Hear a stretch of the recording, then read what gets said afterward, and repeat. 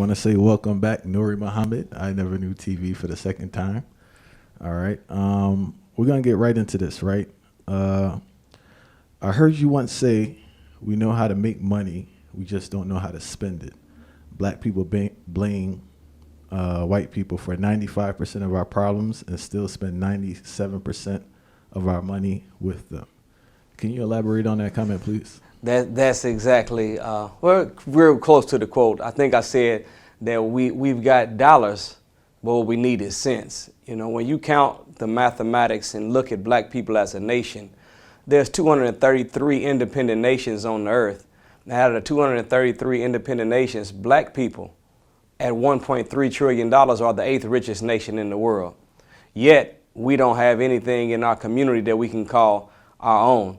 So by the simple fact that we're the 8th richest nation on the earth and we don't have our own educational system, don't feed ourselves, grow our own food, is a sign that we got dollars, but we need some sense. So I said we blame the white man for 95% of our problems, but we still spend 97% of our money with them. That's bass accurate, if you count that. And what's wild to me is that, like, I just observe life as it is. So every city I go to, I'm here in Indianapolis, right? And when I look around, I see black people suffering. But then on the other hand, people tell me black people are doing great. And sometimes I think they distort their position for the masses of the people. Well, the most Honorable Elijah Muhammad made this revolutionary observation about how to properly judge the rise or the fall of us as a nation. He said, no one individual can rise above the condition of their people. So you never should judge the individual few poster child mannequins in the storehouse of democracy's window, Negroes that have made it, to justify that we have made it as a people. We do have $1.3 trillion in money. That's income, though, and that's not wealth. So when the math is calculated, black people only possess less than 2% of the wealth of the United States of America. Income and wealth are two different concepts. Income is the money you earn by exchange of your time or the sale of a good product or service.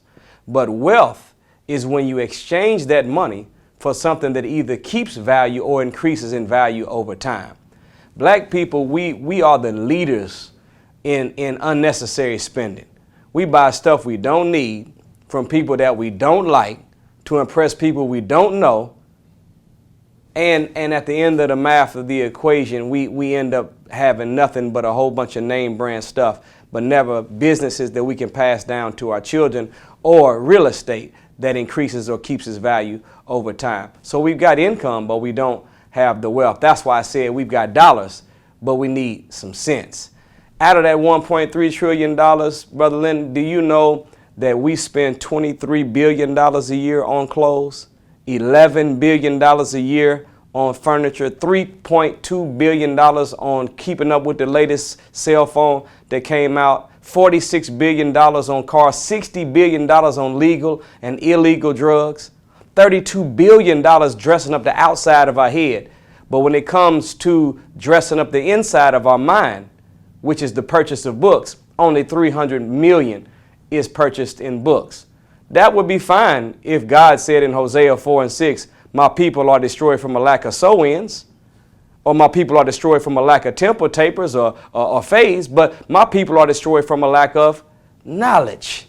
So we should be investing more in the building up of the mind and building up of our character, getting the sense that we need to go with those dollars, so that when we marry our wealth with some wisdom, we can actually leave something behind for our children and our children's children that they can call their own. I'm glad you said that. I have to put myself out there before I criticize anyone, right? When I was younger, based on my environment, it's a learned behavior.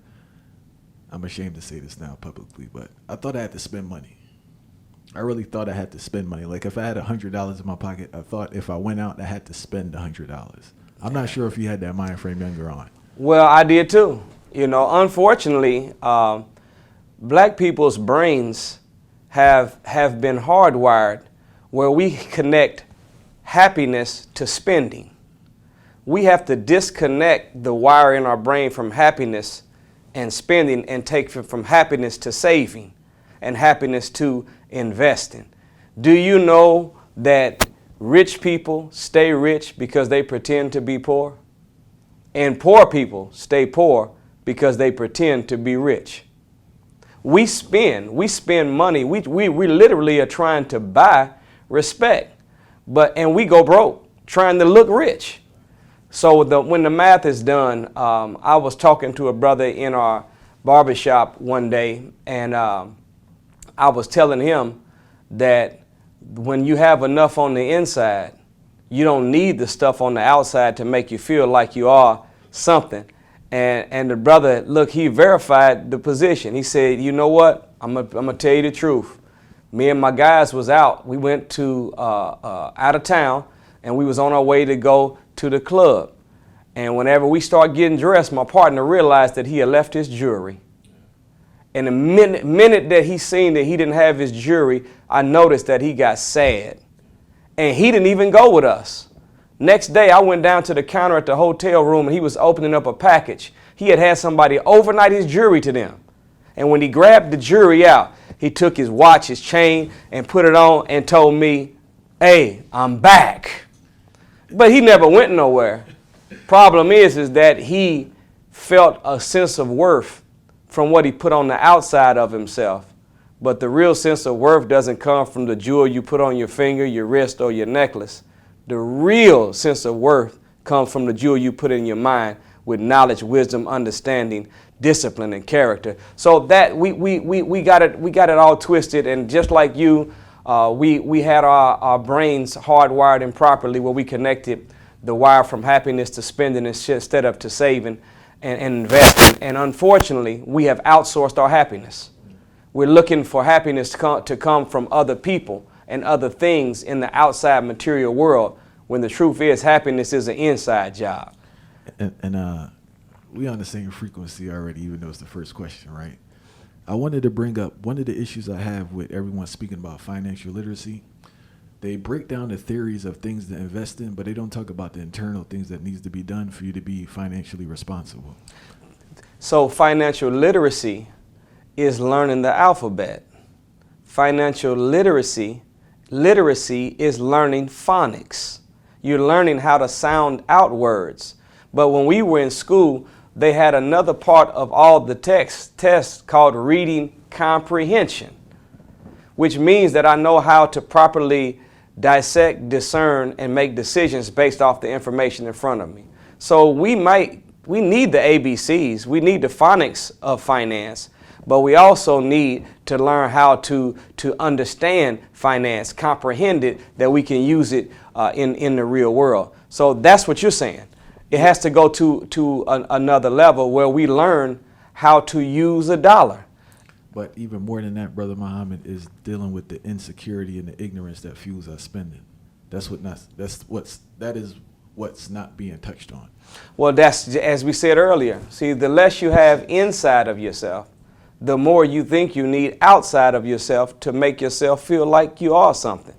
But if we began to really baptize our mind into a thorough knowledge of ourselves and began to feed our mind scriptural wisdom about the greatness of the original people and the power we have, the fact that we are the direct descendants of God himself. We literally are children of the Most High God, born with God's genetic makeup, holy heredity, and divine DNA. Prosperity is built in our plasma. When you start learning the rich legacy of where we came from, not just historically, but scripturally, then you start operating in the world where you have so much inside of you that anything you add to the outside is just a bonus, but it doesn't define you as who and what you really are.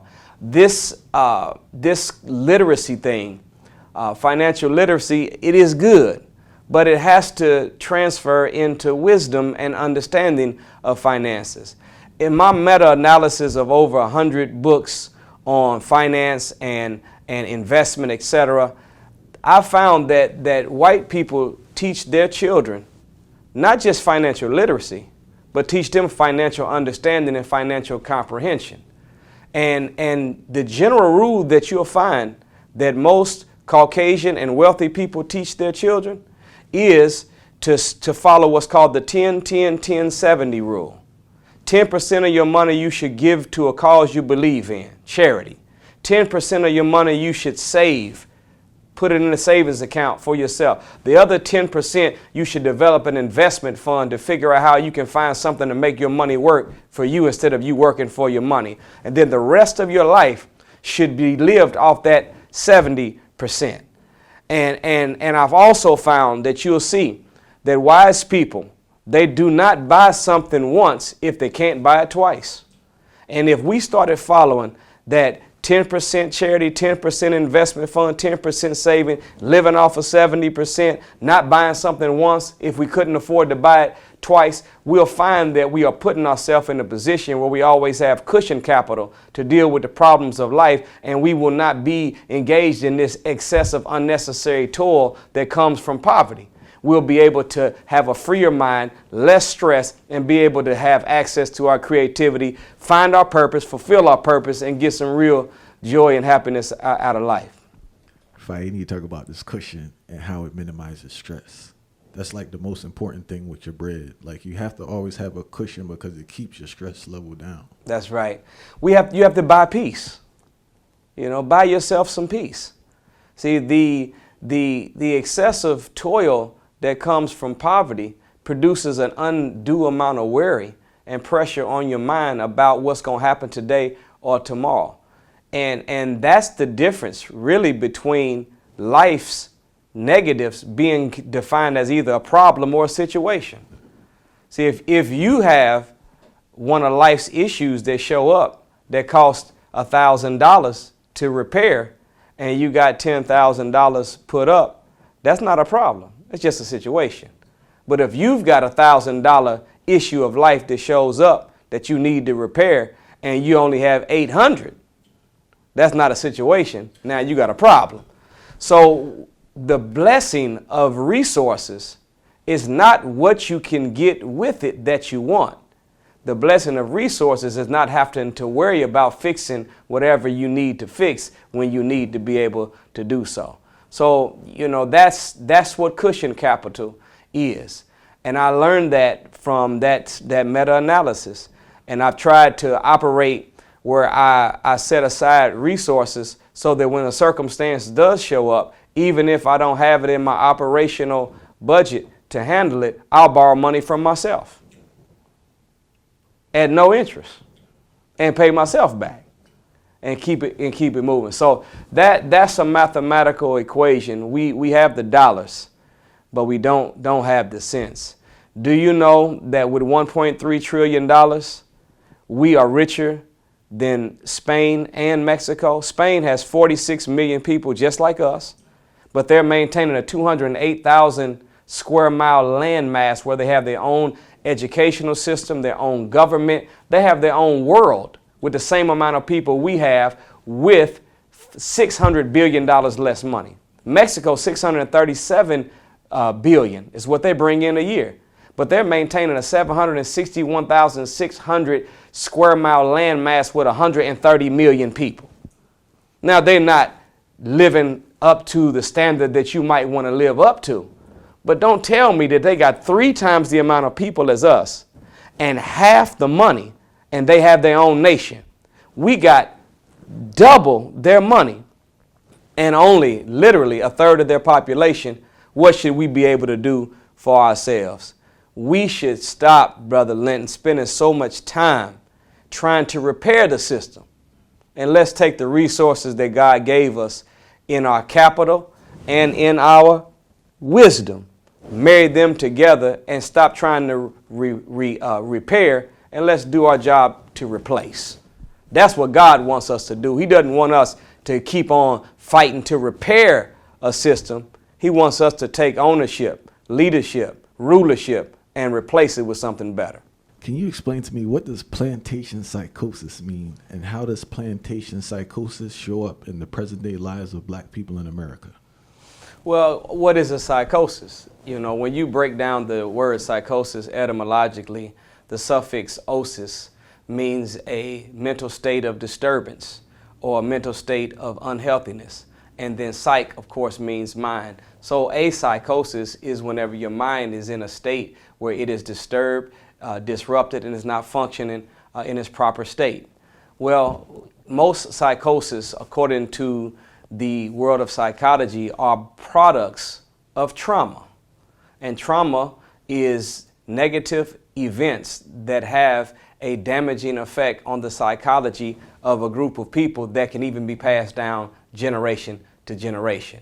So when you see people that come out of Desert Storm, or you see people that come out of an abusive relationship, or children that were in a home watching a man abuse their wife, they suffer from that trauma and they develop what's called a psychosis.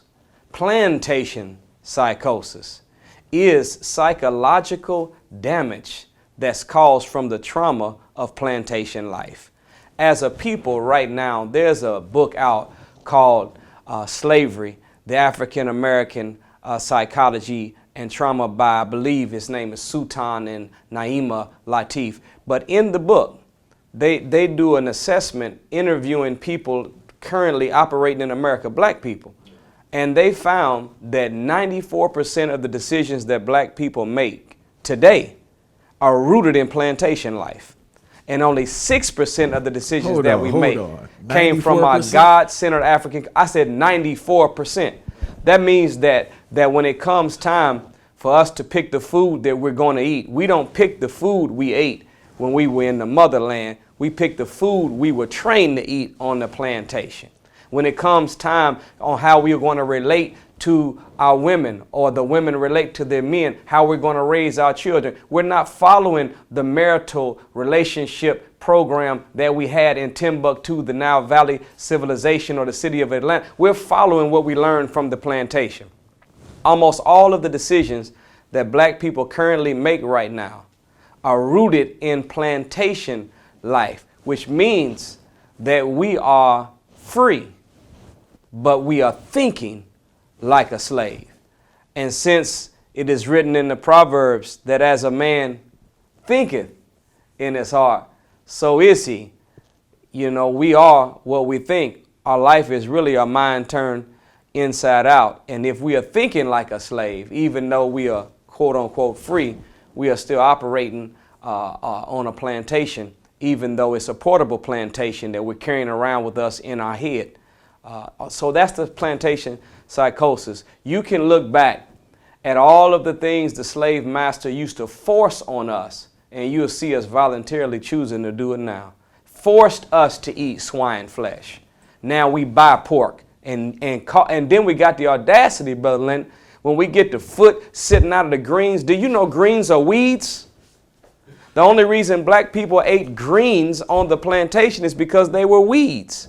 And the master didn't want us to get real vegetables, so we took the weeds growing around and we boiled them and put the meat that they gave us and tried to make it taste good. But we got the audacity to call the cornbread and the yams and the sweet potato and the greens and the pig foot we got the nerve to call that soul food.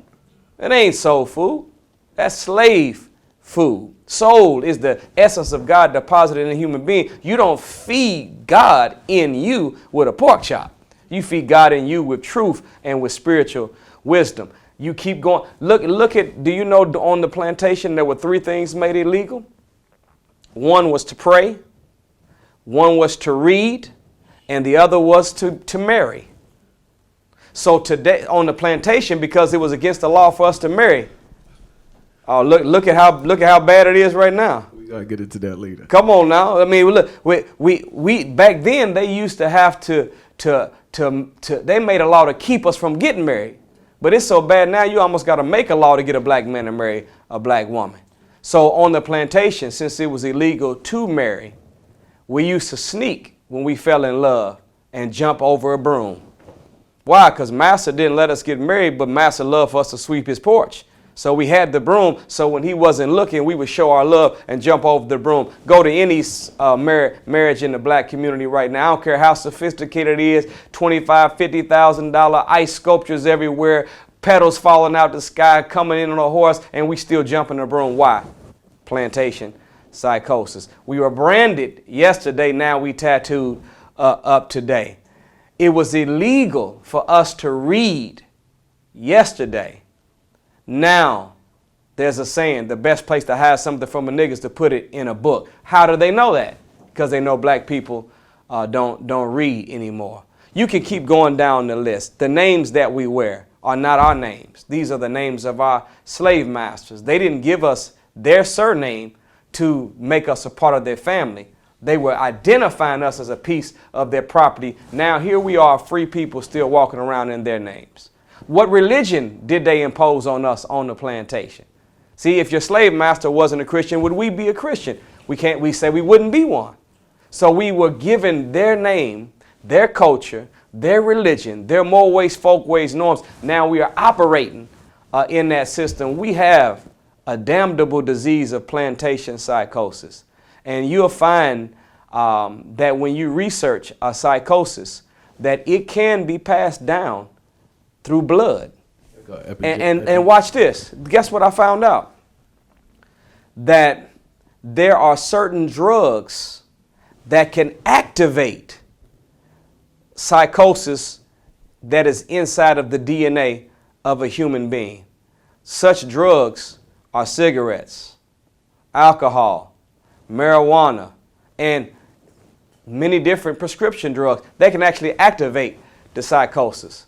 So you look at the condition that we're in, and we are a victim of a mental damage that has caused our mind not to operate in its normal state, that came from a trauma on a plantation in 1555 up until the time of Emancipation Proclamation.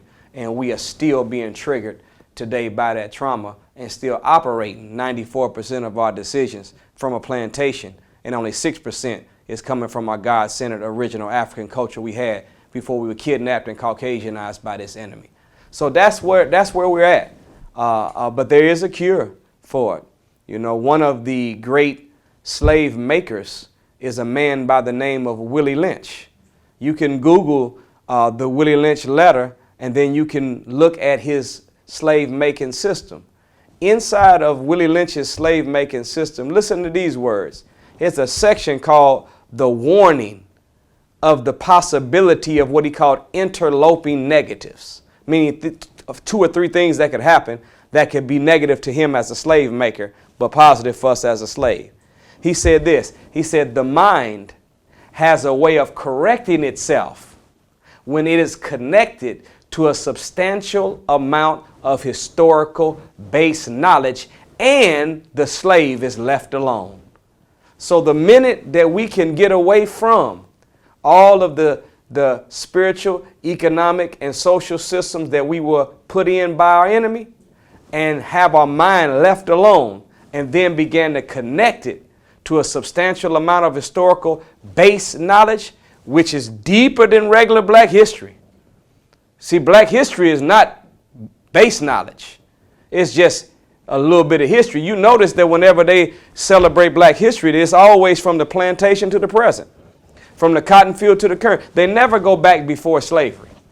They only want us to know about the accomplishments of a slave under their slave master, because whenever the math is done, when we start looking at ourselves from the cotton field to the current, or plantation to the present, we were in burlap. So now if we got a little Gucci on, we think we really came somewhere. We lived in a mud hut then, now we got an apartment, we think we've come somewhere. No, we were working for free from can't see morning to can't see night. Now we're getting $8 an hour, we really think we've done something. And next thing you know, we'll start talking about we started from the bottom, now we're here. No, the real truth, if we were to take our mind and get a substantial amount of historical base knowledge, going way beyond plantation and cotton field, way beyond slavery, go into Timbuktu, go into the Nile Valley civilization, and then take it even farther than that. The Honorable Elijah Muhammad said the original man is the Asiatic black man, the maker, the owner, the cream of the planet Earth, God of the universe. We the first people to ever exist, not only under the sun, but even before the sun came into existence. So when you get back deep into that kind of knowledge before slavery, then you'll have a mind that will correct itself. And the next thing you know, you would have accidentally on purpose cured your plantation psychosis. And we'll stop operating where 94% of our decisions are based upon plantation life. Instead, we'll have 100% of our decisions coming from our God-centered nature and the way we used to be before we were kidnapped and westernized and Caucasianized by our enemies. That is what must happen if we want to see ourselves up and free. To change a law here, to change a rule there, to drop somebody from the east side to the west side, to give somebody a promotion and on this, that's not going to change our condition. We have to change from the mind. Every voluntary act of the human body first starts off as a thought. That thought then encourages the body to engage in the appropriate muscular activity that matches the nature of that thought. So if you really want to change someone, the Honorable Elijah Muhammad said it like this, you have to change the way they think. And once we change that, the diameter of our thinking will change, then we'll see the circumference of our activity begin to expand, and we'll begin to have what we talked about earlier, a nation of our own. Not trying to repair, but strong enough to actually replace. I want to talk about how men and women differ and what they want from a spouse. I heard you once say men need to love their women and women need to respect their men, right? One of my teachers, who was also a mentor, Dr. Arthur Sutherland, told me the same thing. Even though the statement is true, right? It really shows why we have so many relationship issues in our community, because truth be told, and I've heard this from women are directly and indirectly taught not to respect black men. Well, and that is again, if you want to go back, those in our viewing audience, go back and look at the Let's Make a Slave document that comes from the Willie Lynch program. You know, Willie Lynch in 1712 was hired by the slave makers and masters of America to figure out how they could get greater productivity out of their slave and have less loss of life.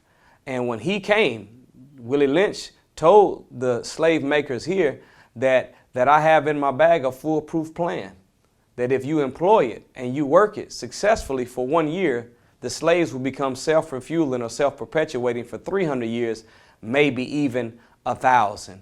And he outlined a number of natural differences that we had among us as a people, and he converted them into unnatural divisions by perverting them. He talked about age, put the young against the old, old against the young, small plantation against the one on a big plantation, vice versa.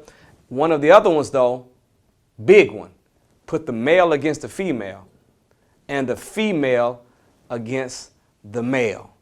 So this gender war that we see being waged in social media between black men and black women, you didn't start that, black man or black woman. This was started by our open enemy to try to suck us and keep us disconnected from one another, because he knows that our power base has always been being together with one another. When Napoleon was hired to go and destroy all of the African and great images of black excellence all over the world, he's the one that destroyed the Sphinx, trained his cannon and blew off the nose and the lips of the Sphinx, because the Sphinx is a lion with a head of a black man on it. But if I knock the thick lips and the broad nose, you won't be able to see the African black features, and you won't know that this was a black man's head. And we'll miss the message that our ancestors was trying to send. What were they saying? Lion is the king of the jungle. I'm going to put your head on the king of the jungle because I want you to know down the line of time that you are the king of this universe. So when he went inside of that great pyramid gizzard that the Sphinx sit at the base of, this was a pyramid we built. I'm talking about, this is when we were a proud, powerful, pious, and productive people before we came to America. We knew how to make things happen. We knew how to live. We knew how to eat. We knew how to parent. We knew how to do all of the things we're struggling with now. Whenever we were in the motherland, we handled ourselves appropriately. So we built this pyramid gizzard, 451 feet tall, 451 feet deep into the earth. It covers 13.5 acres of land made of 1 million stones that are made of gold, marble, or granite, each one of them weighing 3.5 tons apiece. Every stone is stacked mathematically precise, north to south, east to west, up in the air, down into the earth, not even deviating 1 square inch. And we built it without John Deere or a caterpillar, not even a bulldozer. We used the power of psychokinesis or telepathy or the power of our mind over matter to move that stone. That's how great we used to be. When Napoleon went in there, look what he found. He found, and you can see it now in Giza, when you go and see the great gods on the wall, Osiris, Osah, Ilida. When you go see these great gods, you'll see next to them where it looks like somebody's been scraping whatever was by them. You know what it was? There never was an image of the male god Osah without his queen Aset. There never was the great Osiris without his queen Isis being right by his side. There never was Alafun without his queen Ilida being right next to us. What was the message our ancestors was trying to tell us? That the real power base of us as a people is family. So this gender war that's going on is a manipulation of our enemy to keep us from coming together. Why did Osiris always with Isis? Why was Alafun always with Ilida? Why was Osah always with Aset? It's because we are not independent as a black man or a black woman. We are interdependent, meaning we rely on one another to get power and strength. We are born of God to be each other's soundboard, to bounce ideas off of, and you give back my idea with that feminine touch. I give back your idea with that masculine touch, and we have a balanced idea when we come together. So this mathematics of loss of respect for the black man is a way of attacking the man at his very nature and causing us to have that perpetual self-refueling disunity from one another. How do you know? Because in the Bible, there's a book called Ephesians 5:33, where God lays out gender-specific commands on how a man can get the best out of a woman and what does a woman need to do to get the best out of a man. Look at what it says to the men. Men, and you must love your wives as you love yourself. And wives, you must respect your husband. 2 different verbs. Man, to get the best out of woman, love. But woman, if you want to get the best out of man, respect. Now, both men and women need love and respect. But respect to a man is water. Love is food. Both the woman needs love and respect, but love to a woman is water and respect is food. You see what I'm saying? So that mathematics has been corrupted. And because our women have been taught and trained, and this is the way it is. So in this world, in the social, political, economic system, the black man is the last hired and the first fired. But in the social system, the black woman is the last married and the first divorced. I have a theory, right? And just work with me on this. I think it's a conspiracy theory with the social media thing. I don't know if it's like COINTEL Part 2 or something, because, all right, I noticed early on in Hollywood movies, right, specifically Eddie Murphy movies, the men were never a family man. They were always womanizers, right? Specifically black men. They did it with white men too, but the white men had more of that family structure in the movies than the men. Obviously, we have it in the music, right? But what I notice now is that even with the algorithm, like you can put up a video right now saying something crazy about black women and it automatically gets traffic. You can put up a video right now saying something crazy about black men, it automatically gets traffic. Yeah. Anything you say promoting marriage, stability, fatherhood, motherhood, there's no traction there. And this is what's happening, is that the people are seeing it and they're doing it now to kind of benefit from it, not understanding that they're spreading that message. Well, that's a very good point. See, the enemy, the Honorable Elijah Muhammad described the rulers of this world. He called them scientists of evil. Scientists don't get into hoping and wishing. They get into the law of cause and effect. What can I do today that produces a certain result tomorrow?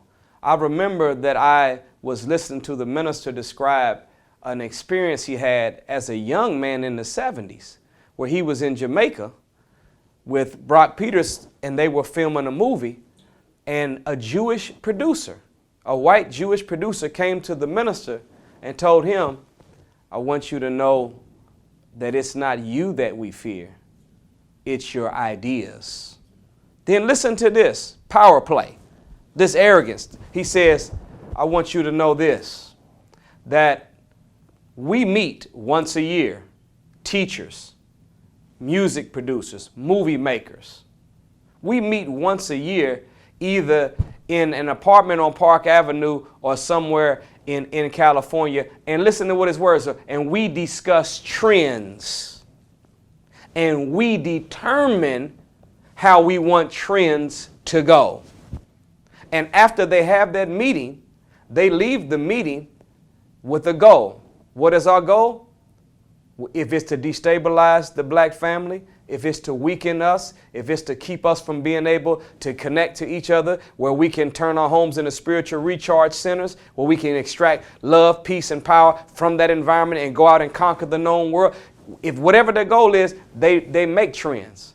So I don't think that you are inaccurate in your analysis of the fact that they are, in fact, trend setting, trend making, and they are manipulating the algorithm to make something look more popular than another thing. Because guess what happens to people? Most people follow whatever is popular, not necessarily right or wrong. That's the problem. Did you see the little experiment that the young brothers did the other day on social media to show how easy it is for people to just follow what everybody else is doing? They went to 5 locations, and all they did was just start running.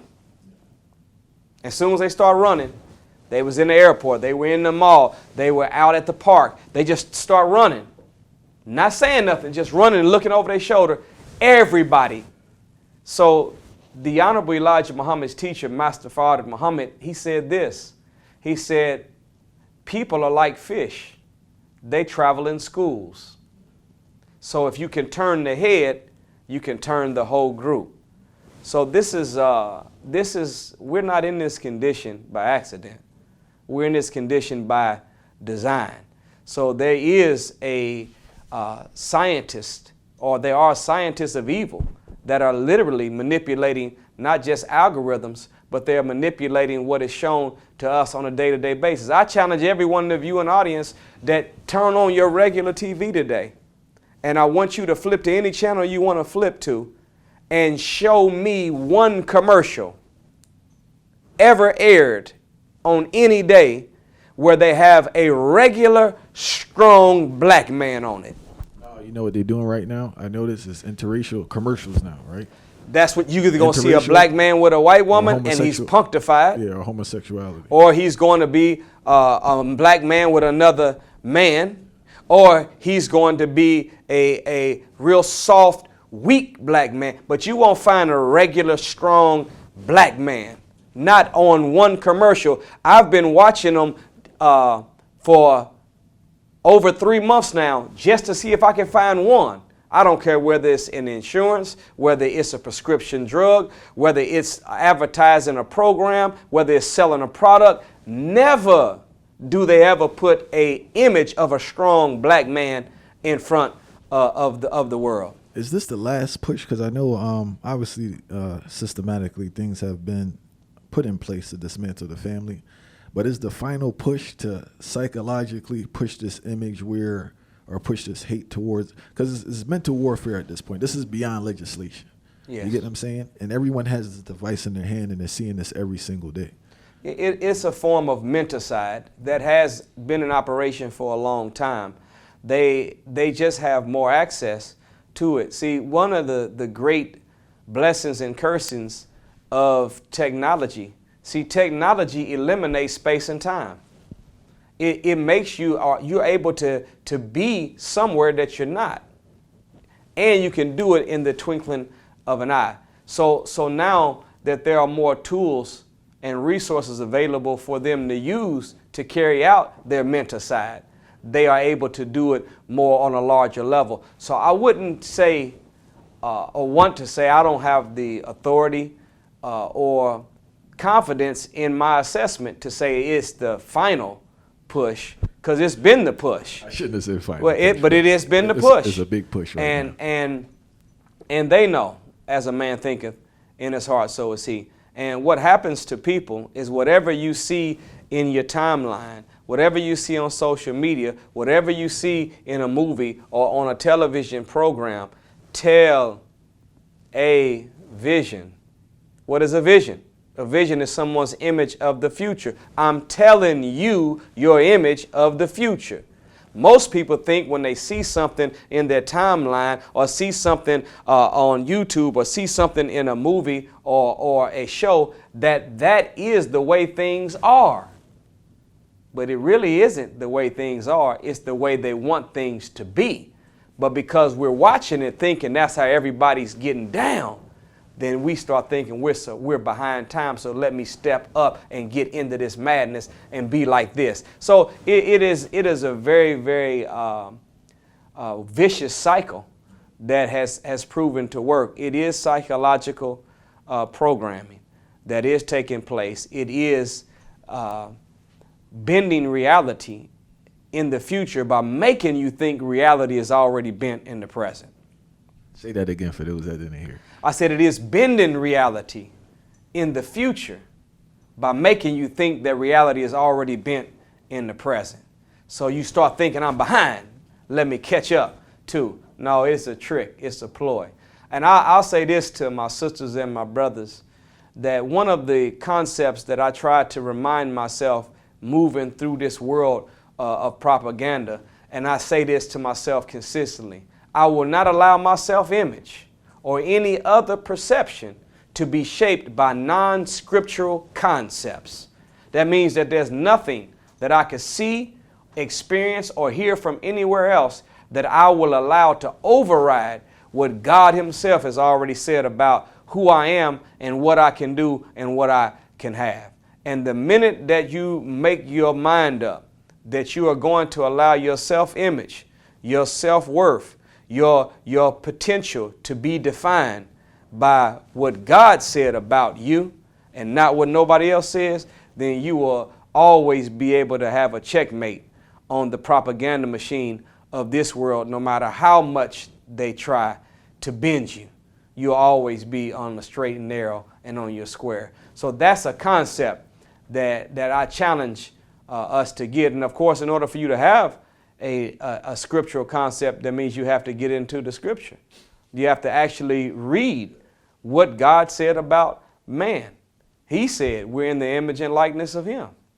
That means that everything that's true about God is true about you. If you're in the image and the likeness of God, when God looks at you, He sees Himself. Problem is, when we look at ourselves, we don't see Him. If we're image and likeness of God, whatever God can do, we can do if we put our mind to it. How did He do it? He said, let there be light. He said, let the stars adorn the heaven. He said, let the firmament cover the earth. He said, let us make man. He didn't hope or wish. He spoke it into existence. And He told us that in the book of James that the power of life is in and death is in the tongue. We have to use our mouths better instead of allowing someone else's mouth to affect us, whether it's social media, whether it's a commercial show program. No, look, your profession will produce your possession. Speak it and watch you be able to be it. Words are powerful. Words don't just describe reality. Words, by the law of substitution, have the ability to create a reality. So God said, say, when you are sick, say that you are well.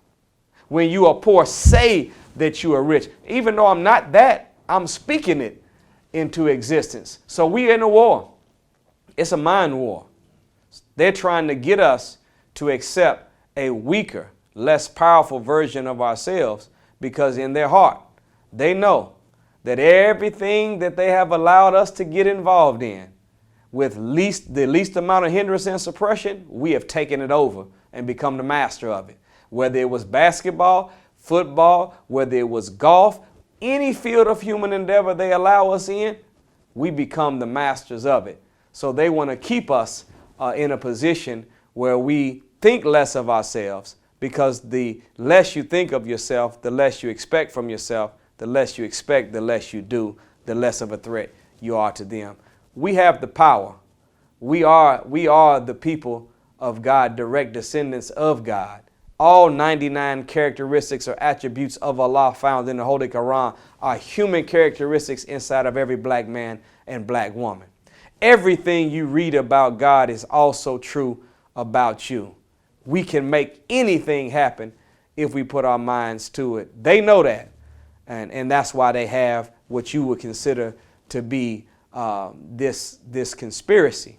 It is that, because a conspiracy is whenever two or more people work together for underhanded, undermining plot. That is what they are doing. But we can check Plantation, psychosis, and cured, and we can put at bay all of the self-destructive, self-defeating commands they're trying to install in us to make us less than what we are. If we take in our mind that my self-image will not be shaped, nor any other perception, I will allow none of that to be shaped by anything other than scriptural concepts, we'll be all right. All right. During our last reasoning, right, you said something that really impacted me. You said, whatever you do to get a thing, you have to do to keep it, right? You said it in the context of marriage, but it's a universal concept that applies to everything. Can you speak on how to maintain your level of input to maintain your level of output over a long period of time? I want to start with marriage first. Well, you know, of course, when we broke that down last time, I think we were dealing with the aspect of marriage. You know, we do a lot to get someone to the altar, and we do a good job of courtship before marriage, but we don't do a good job of courting after we do get married. So whatever you do to get a thing, that's what Big Mama said, that you have to keep doing the same thing to keep it. So in marriage, look at how patient we were as men. Look at how much we bit our tongue. Look at how compassionate we were. Look at how considerate we were. Look at how many doors we opened. Look at how much we asked, what do you want to do? Where do you want to go? What do you want to eat? And that became the order of the day. Look at all that compromise. As a woman, look at how much effort you put into the meal that you provided for him. You would bring him the meal while he was at work.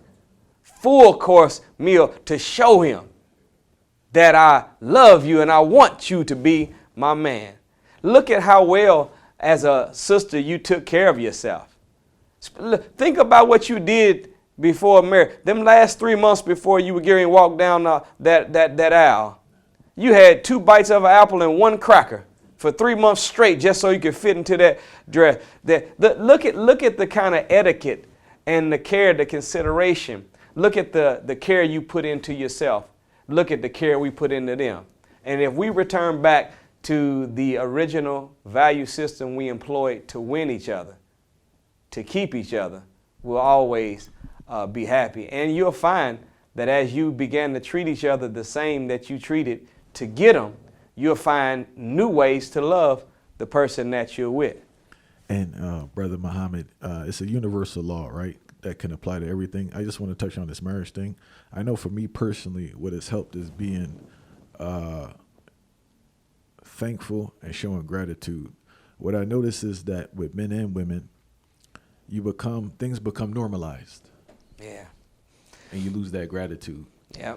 And you teaching, brother. And I'm going to say this. The minister made this statement about love.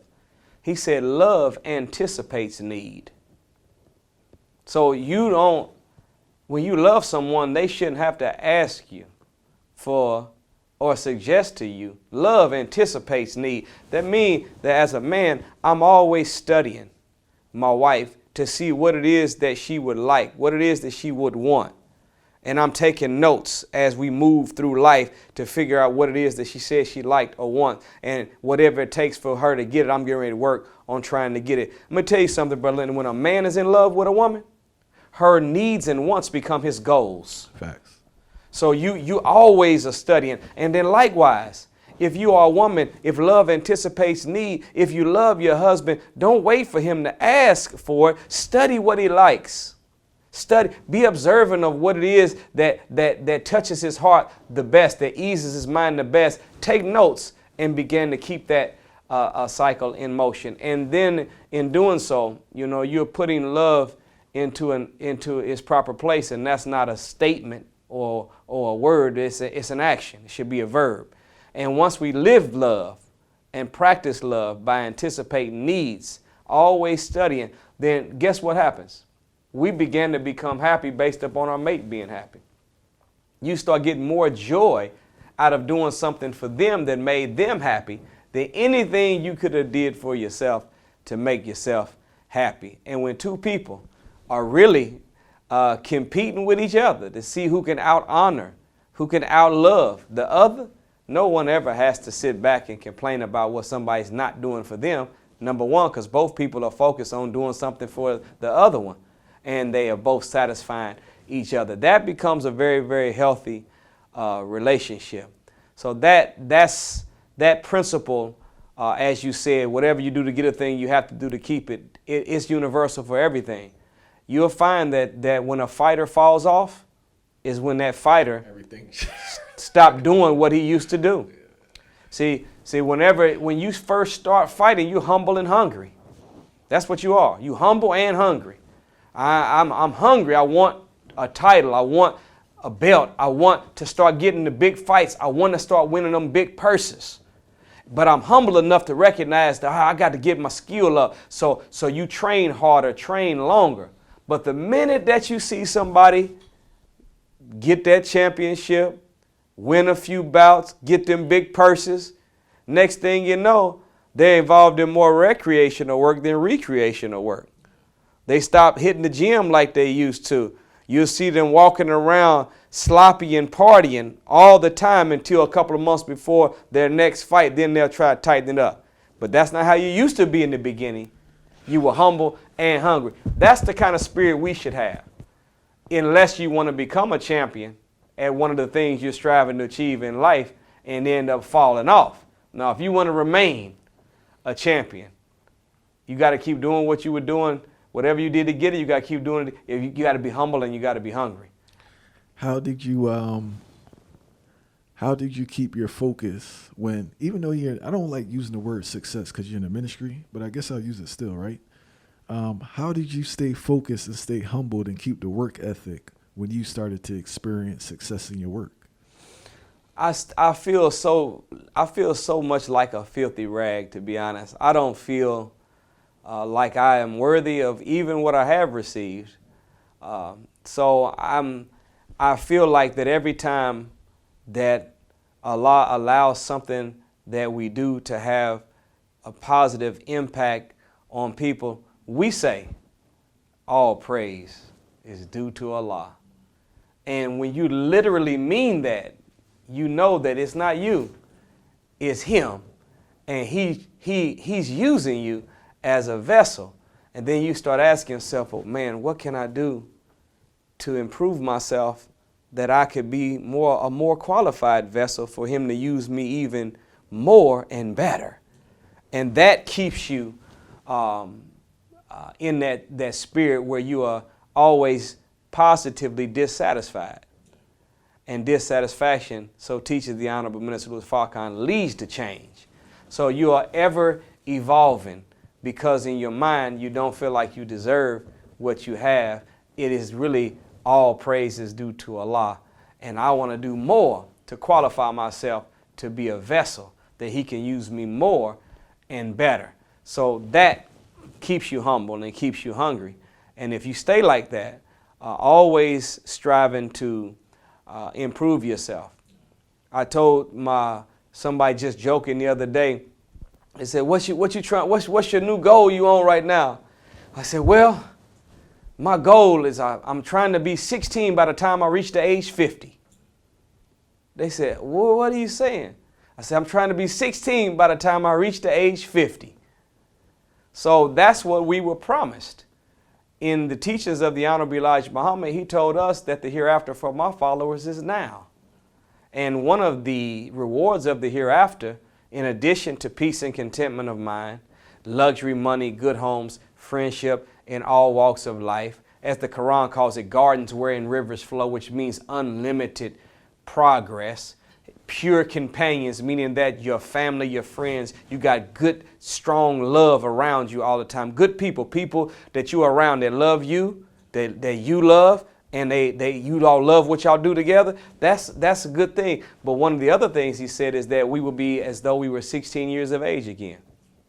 So I said, man, I'm going to see if I can engage in a regimen of self-improvement, studying, prayer and fasting, exercise, spiritual discipline, that by the time I reach the age 50, I can say based off of all my stats, my blood work, that I'm 16, even though I'm 50. So that's kind of, really, I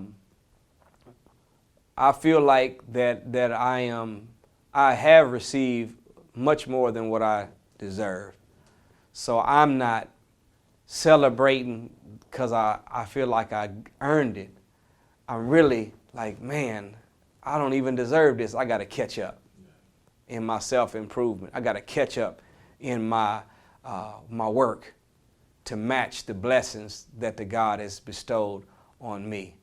So that's kind of, I would say, my mindset, and whatever little success that Allah has blessed me with, I believe that He's given it just for me to be as an example to show other people that came from the same condition, same walk of life, and committed themselves to doing right, to let them know that you can do it right and still get all the stuff that you thought you only could get by doing it wrong. What is the reason you believe the Bible and the Quran discourage sexual intercourse prior to marriage?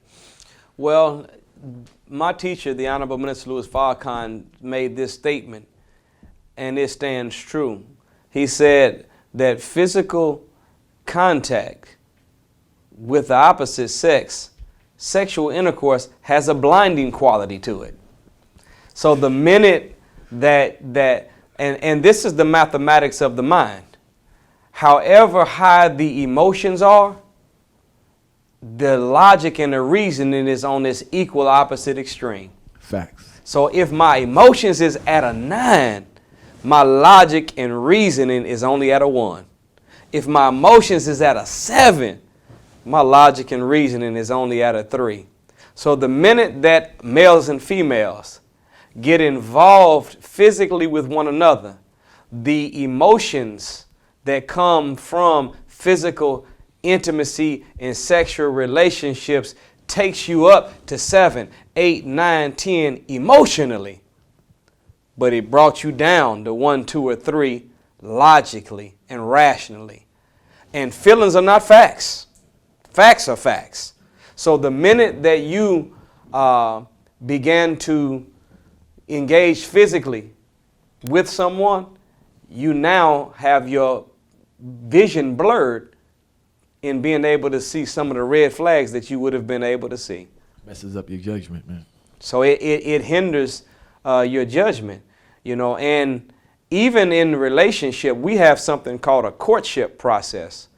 And we encourage brothers and sisters to not only not physically interact sexually, but don't even be around the person you're thinking about marrying alone. So we do all chaperones. Yeah. We going with you to dinner, to the movies. We don't have to sit right there with you, but we know that the law of nature will override written law, even if the law written was by God Himself. So you get two people all alone together that love or like each other, next thing you know, you'll find them into a compromising situation. So during the courtship, not only do we not allow sexual contact, but no real contact at all. And then we tell both of them, don't give gifts to each other because you're in courtship. court, and you are judges. If you were in court and you gave the judge a gift, wouldn't they consider that bribery? So don't bribe the judge. So we don't even give gifts to each other whenever we're courting. We don't even be around each other without some chaperones to help supervise and keep natural law from coming into contact. And I'll say this. There was a couple that I was counseling one time that were having very serious problems. They had many children later on, but they always had problems. And something dawned on me. I just asked the question. There's no law involved in the answer. Let me ask you a question. Were you all physically intimate before you got married?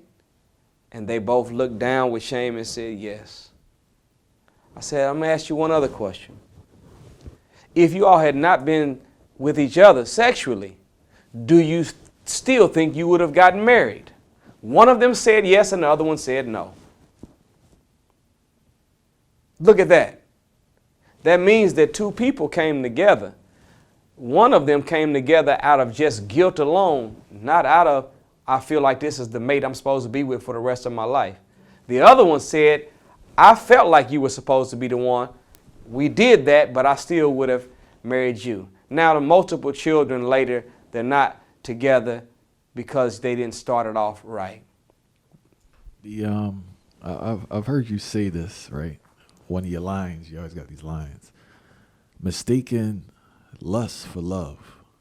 And I think that when you when you have sex prior to like marriage, in retrospect on my life, as you said, it distorts everything. But a lot of times being truthful with yourself, the thing you think is love is actually lust. And I think that's what happens to a lot of people when they get into these relationships, especially if it's good loving coming from the lady right. or the male, you know? This is something that we have to get back into the science of. You know, whenever white people in America had, quote unquote, let us free through Emancipation Proclamation, one of the first meetings they had in Congress was they discussed whether or not they were going to allow black people to go to colleges, universities, or get higher learning. They came to the conclusion in 1867, yes, we will allow them to go to colleges and universities. They just have to go to their own, not ours. And look at this, number 2. There's 3 things that must never be taught in none of their schools. That was the science of warfare, the science of finance, and the science of mating. Mating meaning what? Picking the person you're going to call your husband or wife. And of course, when 2 people come together, they produce offspring. So on one side of mating is mate selection. On the other side of mating is parenting. Look at the problems that black people have right now. The worst problems. Warfare. We kill each other more than the enemy kills us.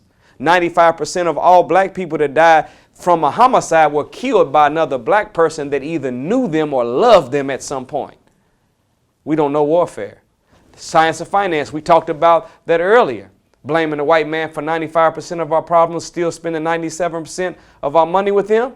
We buying stuff that we don't need with money that we don't have from people that we don't like to impress people that we don't even know. $1.3 trillion making us the 8th richest nation in the world, yet we don't have anything we can call our own. We don't know the science of finance. And look at our divorce rate. The black male and female divorce rate in the United States of America, we have a 75% divorce rate. That means for every 4 couples you see today, tomorrow 3 of them won't be together. That's a horrible stat. So when they imposed that, extracting that science from it, we lost the ability to know how to do it properly. We have to be retaught and retrained. That's why this courtship that I talked about that we do is good. I have a book that really has been a great tool used by many people. It's called Before You Say I Do. See, you need to know a process and the kind of questions that you need to ask in order for you to make a good decision. You know, we put more effort and energy into buying a car than we do into picking a mate. You know, my good friend Beers, we were having a conversation. He's big on arranged marriages. He thinks it's irresponsible of the person and the family to allow a 20-year-old, 25-year-old to make that decision to impact the bloodline. But some of the questions we spoke about in regards to before you say I do was history of mental illness, sexual abuse, how they respond to anger, their relationship to finances, how much debt do they have, their ambition. There are a lot of things we don't consider when picking our mate, and it's just looks and sex. Right. And I don't want to say they're the most pointless things, but they're things that it's way down the list. It's down the list, right? But in honesty, shouldn't you be smart enough at 20 to know how to pick a mate? Let's think about this for a second. Do you know that in our history, all the stuff that we read about King Tut, did you know King Tut was the ruler of the most powerful nation on earth when he was 13? I wasn't aware. King Tut was ruling Egypt at 13. He was at 7 when he was in training for the post. And by 13, he was already psychologically equipped. And this is the man that fought off the Goths, the Visigoths, the Anglo-Saxons, the nomads, the Vikings, had the most powerful nation. He was running that at 13 years of age. Abraham, when you read about all the stuff he did in Scripture, shutting down the idols, he's called the father of the righteous. Do you know Abraham, when he destroyed the idols in the temple, was a teenager? David, when he slew Goliath, was a teenager. Look at Jesus. It says that whenever his parents found him, he was sitting at the foot of the elders, learning and teaching them. So at the age of 12, the most Honorable Elijah Muhammad said that Jesus had already finished all of the schooling that he had available at that time. He was a master at a young age. Master Fard Muhammad, the teacher of the Honorable Elijah Muhammad, he said that he was 6 years of age when he seen himself pushing the DuPonts and Rockefellers into a lake of fire. The father of the white race, a man named Yaqub, 6 years of age playing with 2 pieces of metal.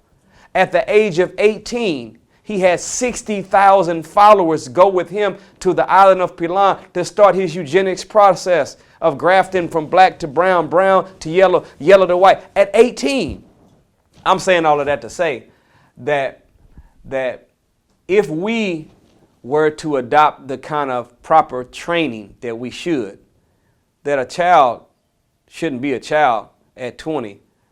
They should be a full-grown adult at 12, able to make wise decisions. We should see some King Tuts, some Abrahams, and some Jesuses, and some Davids walking around. And I guarantee you, when the mind is developed like that, they will be able to choose their mates wisely.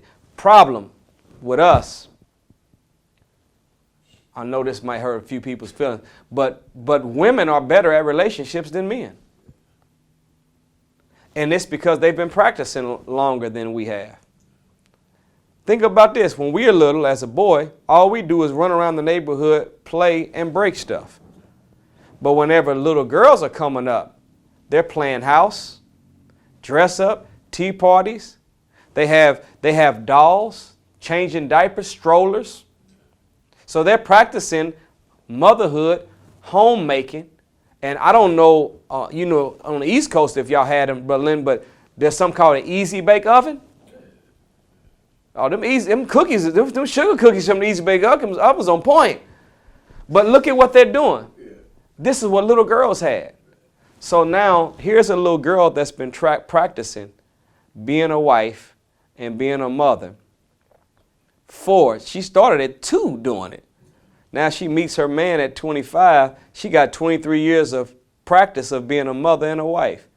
But the young brother, all he's been doing since he was 2 is playing and breaking stuff. So he got practice playing and breaking stuff. Those 2 people come together. She's ready to be a mother. She's ready to be a wife. But the brother, he's ready to play and break stuff. So he ends up playing in the relationship and it ends up breaking. So we should be psychologically equipped. We should be intelligent enough and developed enough that we can choose the proper mate with love, yes, but also with some knowledge on what you need in order to be a good man and woman. But if a man doesn't know his job description, and neither does she, and if the woman doesn't know hers and neither does he, how do you have a yardstick to measure of comparison? That's how you get into somebody saying, my list, this is what I want out of a man. He got to be 6'2", dark skin, bald head. Watch out, Brother Linton. Watch out now. Dark skin, bald head, 6'2", six-figure income. See, all of that stuff should be way down the bottom of the list. What are the spiritual traits that this man possesses? When did that delusion start, though? I think it's Again, I'm telling you, we never were taught the science of mating. Because I never heard, like, growing up, unless I was out the loop, I never heard anyone really break down a list like this. And the issue I find with it is that it's so delusional and it's so uncompatible. Like, why would a person who has those qualifications be interested in you when you have none of those qualifications? But even if you do, see, you're putting physical above mental and spiritual. So we are a tripart being. We're mind, body, and soul. But the greatest part of us is not the body. Yeah. We're not a body with a mind and soul in it. We really are a soul and mind with a body wrapped around it. That the real us is the essence of us. So in our book, Holy Quran, there's a chapter 33, 35th verse. There's a layout of 10 spiritual characteristics that you should have as a believing man or a believing woman. That should be at the top of your list. It says the believing men, the believing women, sacrificing men, sacrificing women, charitable men, charitable women, the patient men, the patient women, the honest men, the honest women, those who seek their Lord. So the spiritual characteristics should be at the top of your list. Now you come down to the characteristics of their personality. See, you want somebody that likes what you like. So you go through spiritual, now you got personality. Then if you got any room to start adding some physical stuff to the equation, you can. But don't ever allow the lack of the physical when someone meets up to the mental and spiritual to be a deal breaker. No, the physical is very, very low down the list. And we found, and I learned from my teacher, that there's a law of compatibility. You can determine whether someone is compatible for you. When you make that proper list with the spiritual and the mental and personality and then the physical, if you see someone and you're talking to them and they meet up to 70% of what you see as an ideal man or ideal woman, then that's a good chance that you're compatible. Our problem is that we find somebody and they only meet up to 30%. And then we think we're going to be able to love them in a way that the other 70% is going to manifest. If you meet somebody and you got a list of 10 and they only 3 of the 10, you didn't marry a partner, you married a project. And you don't want to marry a project. You want to marry a partner that can help you with some projects, not one that is a project themselves. I'm glad you said that, because there's this myth that opposites attract. And you see it doesn't make sense initially in a relationship, and you see it really when another person starts to grow in the relationship, right? But opposites should be in temperament. Yeah. See, you know, the Holy Quran says it like this, and the male and the female are a cover for one another. So wherever I protrude, you might dip in. So I'm the kind of person that's very quiet and soft-spoken, but you're very outgoing. Now, guess what? I can learn as the outgoing person that sometimes get myself in trouble for being too outgoing. I can learn to modify that from you. And you can learn by someone that has been what you call an introvert. You can learn from me that maybe I should be a little bit more outgoing. And the next thing you know, see, a husband and a wife really should be students of one another. I'm studying the characteristics and the gifts in your personality that you were born with or that you developed over time, and I want to incorporate them in me. And she's doing the same. That's how two people become one. They don't become one because they slept in the same bed together and held hands for 40 years. They became one because I learned from you. You learned from me. I adopted the best in you. You adopted the best in me. Now when we move around, we operate the same.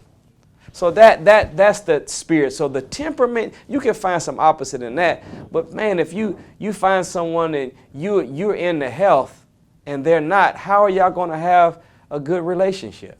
I think that's what's happening a lot. It's just two extreme worlds trying to come together. But if it's not, see, this is why the physical stuff. See, once you take marriage, look at the synonyms for marriage. It's called a holy matrimony. It's called a covenant connection, a sacred union. Look at the terms: sacred, covenant, holy. These are all spiritual, highly spiritual terms. But when you start getting into just the physical and what he can buy and what she can do for me and how she looks, when you get into that, you have turned yourself and each other from being he and she to being it's. And man is not a human ATM machine, a personal security guard. You see what I'm saying? And a handyman that you hire. And a woman is not a pleasure box, a personal chef and a maid. Yet a good woman does know how to cook good food. A good woman will make sure that their home is a good, clean environment, and a good woman is the greatest comfort and consolation for a hard working man. A good man is going to make resources and income and make sure his family is taken care of. He's going to protect his family, and he's going to take care of whatever they have as a possession in fixing and repairing. So those are job descriptions, but that's not the spiritual stuff that's going to make. I'm going to say this. They did a study on relationships in 2012 where they interviewed all over the world couples that were happily married for 65 plus years. And they wanted to find out what was the commonality among them. And what they found after they interviewed them is that all of them were friends of one another. They didn't just love each other, they liked each other. So what they found is that friendship is the longevity ingredient that makes people stay together and happy together. So if you have somebody and you don't have a lot in common with them, how are you ever going to be friends? See, a friend is somebody you like being around, that you like doing stuff with. But if they don't like doing what you like doing, how will you ever have that kind of compatibility? So I hope that we can change it, because we need to learn that science of mating. These are some very good first steps on getting that science of mating back that will allow us to become what we used to be. Do you know that in 1867 that they did McKinley-Irving Law did a report, and they went back to look at the marital status of black people? This 1867 is technically only 2 years up from slavery. Guess what they found? That black people, all black adults, 90% of all black adults were married. 90%. And almost all of them stayed married to the same person for the rest of their life. So you had 90% marriage ratio with a nearly 100% success. Now, only 4 out of 10 eligible adults in the black community are married, and only 1 out of 10 is actually going to make it with the one that they're with. So the math is messed up. We need some teaching and training, and we need to create a better system of mate selection. We got to put those spiritual traits, those mental and personality traits. Then if you got any room for the physical stuff, you can put that down there. But you want those to be at the top of your list. We got to touch on what you just said, because a lot of people like to argue that slavery destroyed the black family. Well, it was designed to do that. Yeah. It was designed to do that. And in a sense it did, because if I'm breeded, see, think about that. Here's a man that's breeded with another woman. They don't have no love for each other. All the slave master knows is you're a strong stud man and you are a fertile black woman. Throw them together inside of the horse's stable, mate with each other, no love between you all, have a baby, You go back to your plantation as a man. You come over here, and I don't want you to produce for a son or a daughter. I want you to make me a new slave. So now the man, made a breeder, never is allowed in his mind to even think on being a father, because he know he won't even have access to his child. The mother in her mind is never even given the permission to think about having a healthy relationship with a man that's going to look out for her, because her man's never going to be there. The slave master will be. I'm not making a son or a daughter. I'm making a machine or a tool for my enemy to use as a slave. That does have great psychological damage on us. So in that sense, making us breeders is part of the reason why we have such a absent daddy disorder. That's the real ADD that's in the black community. Absent daddy, ADHD is absent daddy from the house disorder. We got a lot of that going on. But part of that is because we're still under that plantation psychosis. We're breeding still. We're making babies, but not taking care of the babies that we make. So in that sense, it did have a destructive effect on the family. But go back to when we had Black Wall Street. See, during segregation, black people had bus companies, cab companies, dry cleaners, restaurants, banks, schools. Why? Because we had to have them. During slavery, even though they went to destroy the family, we had to be together and stay together because we couldn't go nowhere else to get anything else. The minute that they allowed black people to start shopping in white people's stores and sleeping in white people's hotels and riding in their cabs, all of ours went out of business. So it was with us. The minute that we were allowed to integrate into society, we start putting less value on the real black family, and we start venturing off into this rugged individualism that has us operating in a gender war that was started by Willie Lynch in 1712, not by two people on YouTube that look like you and me. I heard a speech from 1985 where Minister Farrakhan shared a vision he had of him entering a mother wheel, right? What many will call a UFO. I also heard him referring to the mothership on numerous occasions. When Farrakhan speaks about the mothership, is it a metaphor for the fall of America? It's a reality for the fall of America, and it has some metaphor to it when it comes to our ability to advance and rise above civilization. But the wheel is real, and there is a mother wheel. The Most Honorable Louis Muhammad said it's a man-made planet, and it has 1,500 bomber planes. They called them UFOs in the past. Now they call them UAPs. But when they interview the world right now, they found that. Could you explain what's a UAP for those unaware? I never heard that term. Unidentified aerial phenomenon. All right. That's their new term that they have slapped on it instead of unidentified flying object. But when they polled the world a few years ago, they found that 89% of the planet believes that there are UFOs and there is life outside of the life on this planet. And they believed that the United States government was then and is now engaged in a cover-up. There are about 35 nations that have already agreed to expose their top secret files on these UFOs or UAPs. This is real. These are real. See, the enemy doesn't want us to think about the prospect of us or there being something in the world more powerful than them.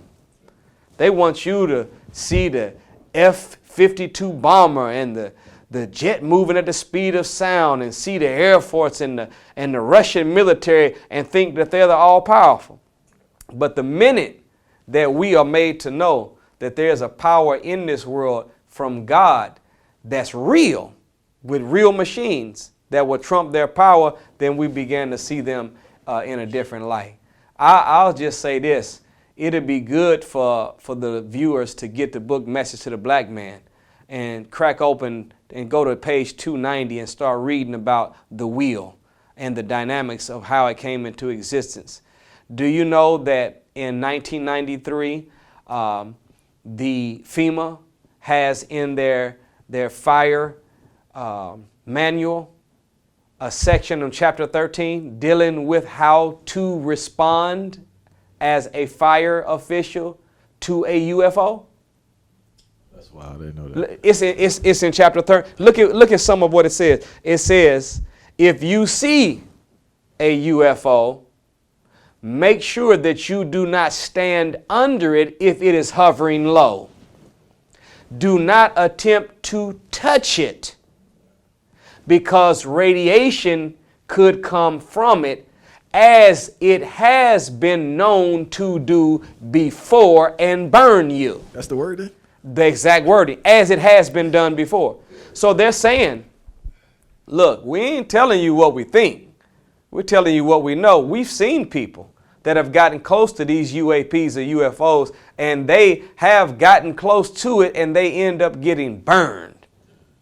Not it could happen. This has already happened before, but nobody ever talks about it. But you can turn on TV and you'll see shows called The Strange Universe, and sightings of, it's millions of sightings a week of these objects. The question is, who is guiding them?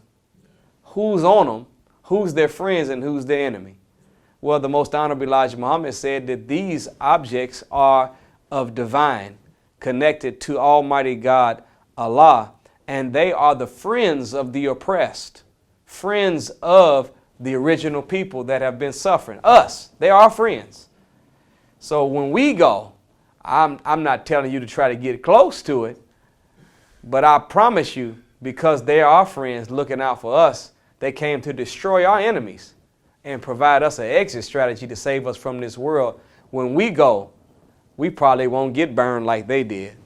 We'll probably get embraced by our brothers and our sisters that might be guiding those wheels. Now, there is a spiritual side to it. See, the Honorable Elijah Muhammad said about this mother of wheels that it hovers above our head 40 miles, that it can come into the Earth's atmosphere every 6 to 12 months, and it can extract from the Earth's atmosphere oxygen and hydrogen and use it as fuel and never have to come back in sight for another 6 months to a year. That it can move in any direction at 9,000 miles per hour. That it's a half a mile by half a mile, and it's shaped oblong like an acorn. Do you know that in the 30s, the Honorable Elijah Muhammad was drawing a picture of the wheel and what it looked like on the board as he was teaching a lecture? When he left and came back the next day, the FBI had come in and took it because they know. They know. And I don't have all my notes in front of me to break it down to you, but check it out. Check it out. But at 40 miles above civilization. See, this is also spiritual. That's how our minds should be. We should be above civilization. Notice that every rich and powerful person, whenever they go to get them an apartment downtown, where's their penthouse? It's at the top. You go to a hotel and check in and tell them you want the presidential suite. Where's it going to be? It ain't going to be next door to the gift shop on the first floor. It's going to be at the top. The mayor's office, top floor. Why do all the rich and the powerful want to be at the top? Because the higher you are up, the more you can see. The higher you are up, the smaller things appear to you. The higher you are up, you can maneuver things differently in your mind because you have what they call the bird's eye view. Well, when you get the teachings of the Honorable Elijah Muhammad into your head, when you get that proper knowledge of self, God, the time and what must be done, knowledge of the enemy, it begins to raise you in intelligence. And the more you're raised in intelligence, the higher you up. You go to that penthouse suite. You go to that presidential suite. You get to be on the top floor in the government building. And then at a certain point, you'll be 40 miles above civilization. Now you get up that high, guess what you can do? You can move in any direction you want to move at 9,000 miles per hour. You can get anything done you want to get done because you've got that bird's eye view. You've been raised in wisdom. And each of these bomb bomber planes. There's 1,500. Look what the Honorable Elijah Muhammad said about them. He said they have 3 bombs apiece on them. And every bomb has on it a drilling mechanism and a timing device. They only land on cities.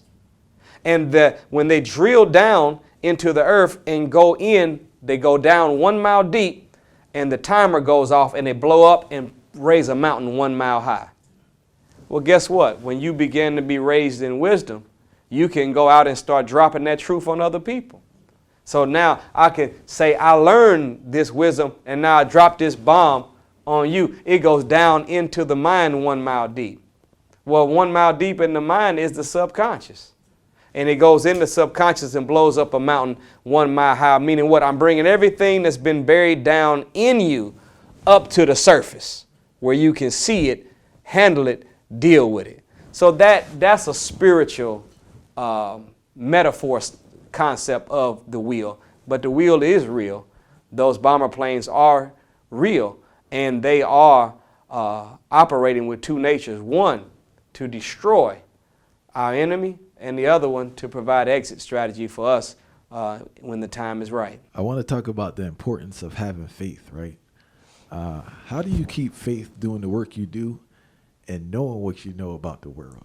That's what people don't understand. The more you learn about the world, sometimes, it makes things a little struggle sometimes. But how do you keep your faith?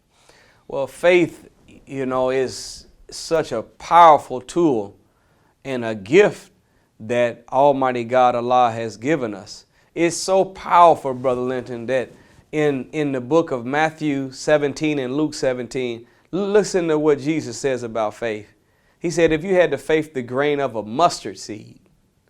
Now, a mustard seed is only 1 to 2 millimeters. Most people, black people, we ain't seen no mustard seed. We seen a Big Mac seed, though. That sesame seed. So a sesame seed is 3 to 4 millimeters. So when you say mustard seed, you're saying half the size sesame seed of a sesame seed, half the size of one of them seeds on top of that Big Mac. If you have faith half the size of one of them seeds on top of a Big Mac, you can say to the sycamore tree, be uprooted and put over here, and it would be so. You can say to the mountain to be removed and cast into the sea, and it would be so. Then look what it says.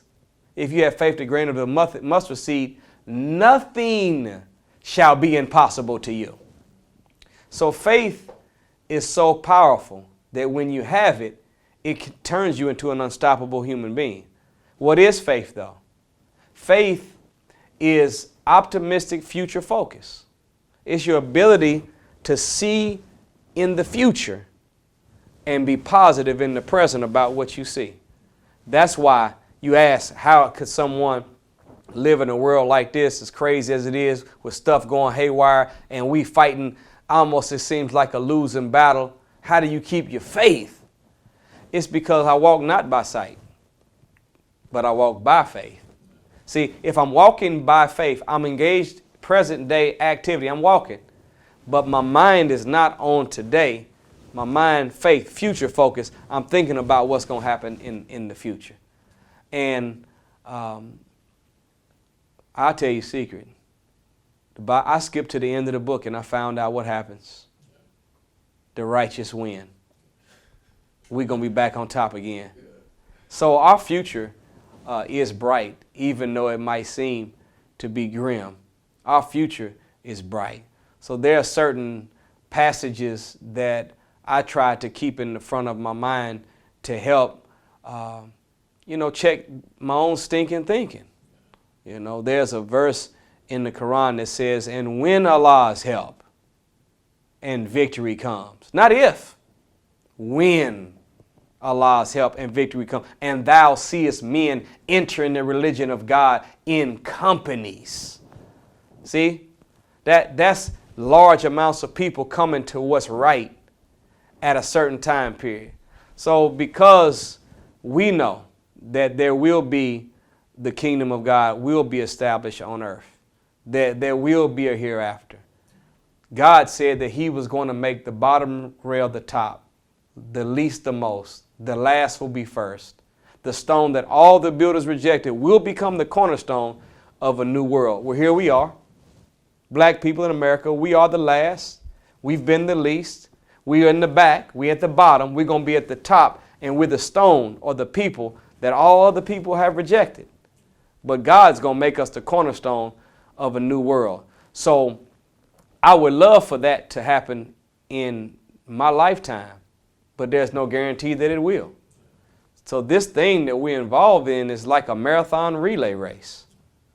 Long, long run, but you also in a relay might be passing the baton. I hope that our generation will be able to break the tape and take our victory lap and say that tyranny, oppression, strife, poverty is over, and the way of good and right has become the order of the day. But if we don't get to break the tape, we still have our assignment. Whether we the second leg or the third leg, we got to run our race with everything we have.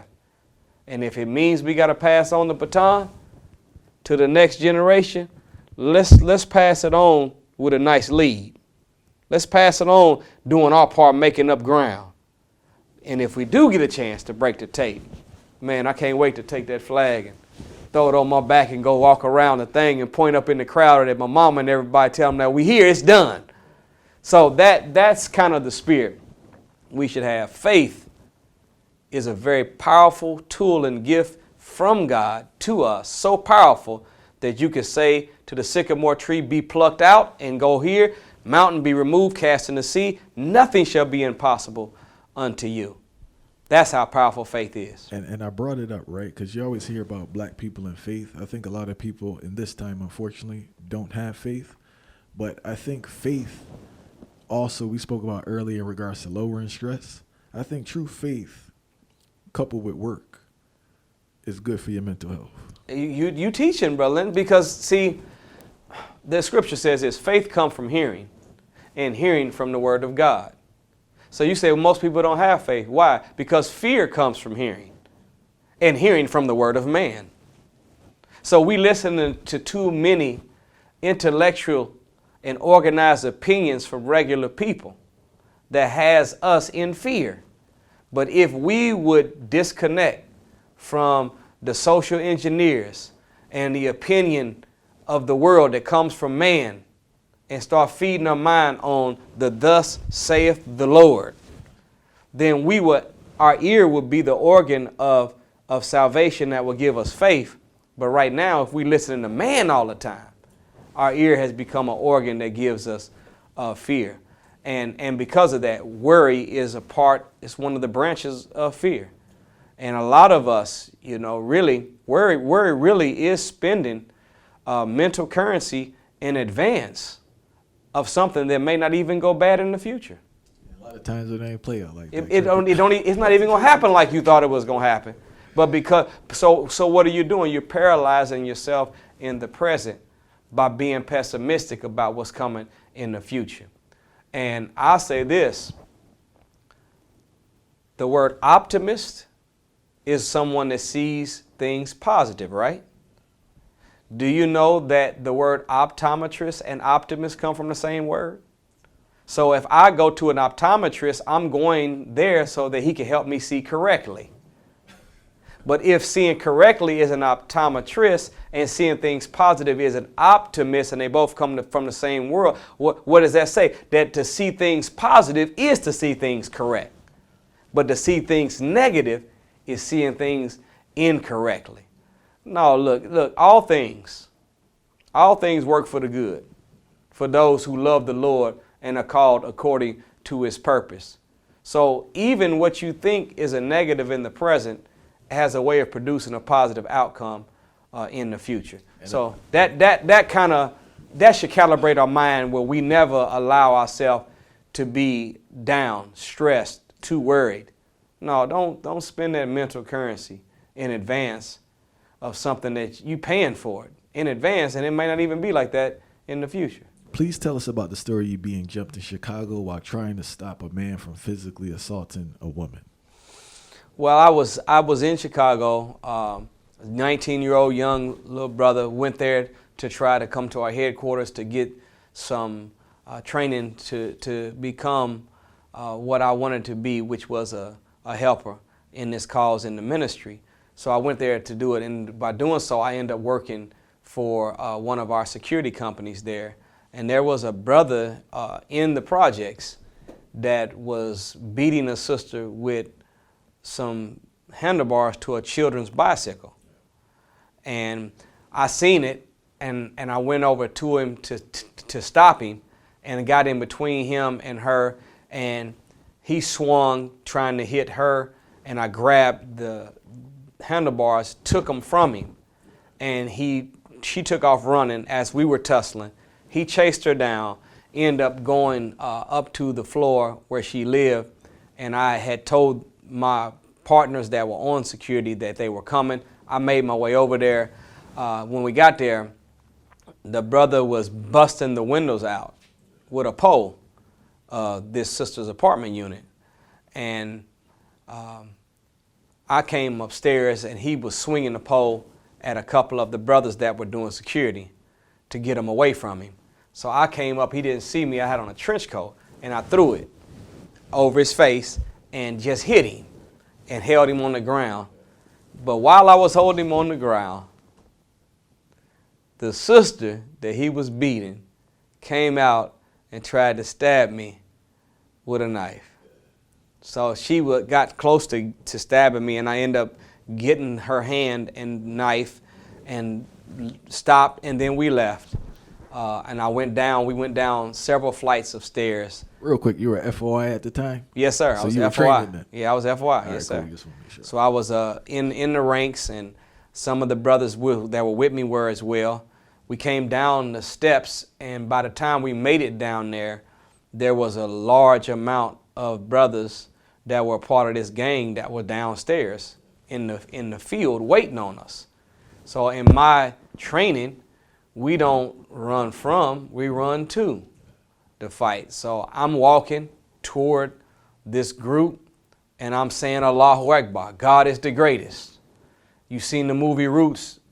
In the movie Roots, whenever they wanted to get the strength to snatch the slave trader, pull him into the circle, take the keys to get free, the thing they said was Allahu Akbar. That's the chant of the Muslim to muster up divine strength to a challenge, to face a challenge. So I'm Allahu Akbar. I'm assuming everybody else is too. And I get there, and I'm by myself. And when I got there, I knew the brother. I was the supervisor for the company at that shift. So I knew the brother that was the shot caller of this gang. So we start talking, and he said, yeah, they tell you jumped my brother. I said, no, sir, nobody jumped your brother. I hit him and held him down. He was beating a sister with some handlebars. And he said, you ain't gonna believe what he told me. He said, that's his wife. I said, well, I wouldn't have thought that, and it don't make no difference. There was no reason for that. And I wasn't gonna let him get away with that. He told everybody, y'all stand down, don't nobody do nothing. And me and him start walking away. But while we were walking away, one of the people disobeyed his instructions and hit me in the side of the head with a baseball bat. So I got hit with a bat and turned around, and I was able to grab the brother that hit me with the bat. We went to the ground, and by then they had, whatever they had. They could have killed me. They had weapons to kill me, but they just beat me with poles, shovels, bats, bad. And I never was unconscious, though, they say. And they was hitting me so hard that it woke up. It was about 3 o'clock in the morning. It woke up the people in the projects. And the sisters that were in the projects ended up coming down and getting them off of me and called the ambulance. And I ended up going in the ambulance and went to the hospital, and they told me, I asked them when I was in there, I said, can I see a mirror? The nurse said, I'll have to check with the doctor. I said, you mean you got to check with the doctor before I can see myself? She said, yes. I said, man, I must be messed up. So I grabbed the little bag when she left and went over to the mirror. And I said, oh, man, these must be some powerful drugs, because that can't be me. It was. I was that messed up. So I was split from here to here I had a scab going all the way across my face that had this eye closed, swollen. I was swollen and beaten. I was black everywhere. And but I healed in about 3 days. And so that's kind of in a nutshell. And by the grace of Allah, I was able to recover and went back over there to work. And some of them brothers that was involved end up working for us over time. One of the brothers that was over there end up being killed, and they tried to say we did it. So it created a little bit of a problem, but we were able to work through it. And some of them brothers end up becoming employees, and a couple of them end up joining the nation after the fact. But that's what happened, and unfortunately, the Honorable Elijah Muhammad said this. He says 75% of my work is with the woman. There's a lot that the Most Honorable Elijah Muhammad invested in training our women to see the real value that they should have in themselves. See, whenever women really know their value, they'll stop giving men discounts. When the black woman really learns her value, she'll come off that clearance rack and get back behind the glass where the real valuable stuff is at. Everything you see behind the glass is more expensive, and you have to handle it with care. Whenever the Honorable Elijah Muhammad told our sisters that a nation can rise no higher than its woman, it began to increase the appraisal black women had of themselves. When he said that the mother is the first nurse, first teacher, first doctor, it began to raise their appraisal of themselves. When he said this, that there's no such thing as a no good woman, any no good woman was made that way by a no good man, that raises the appraisal of the woman to herself and should raise the appraisal of our women to us.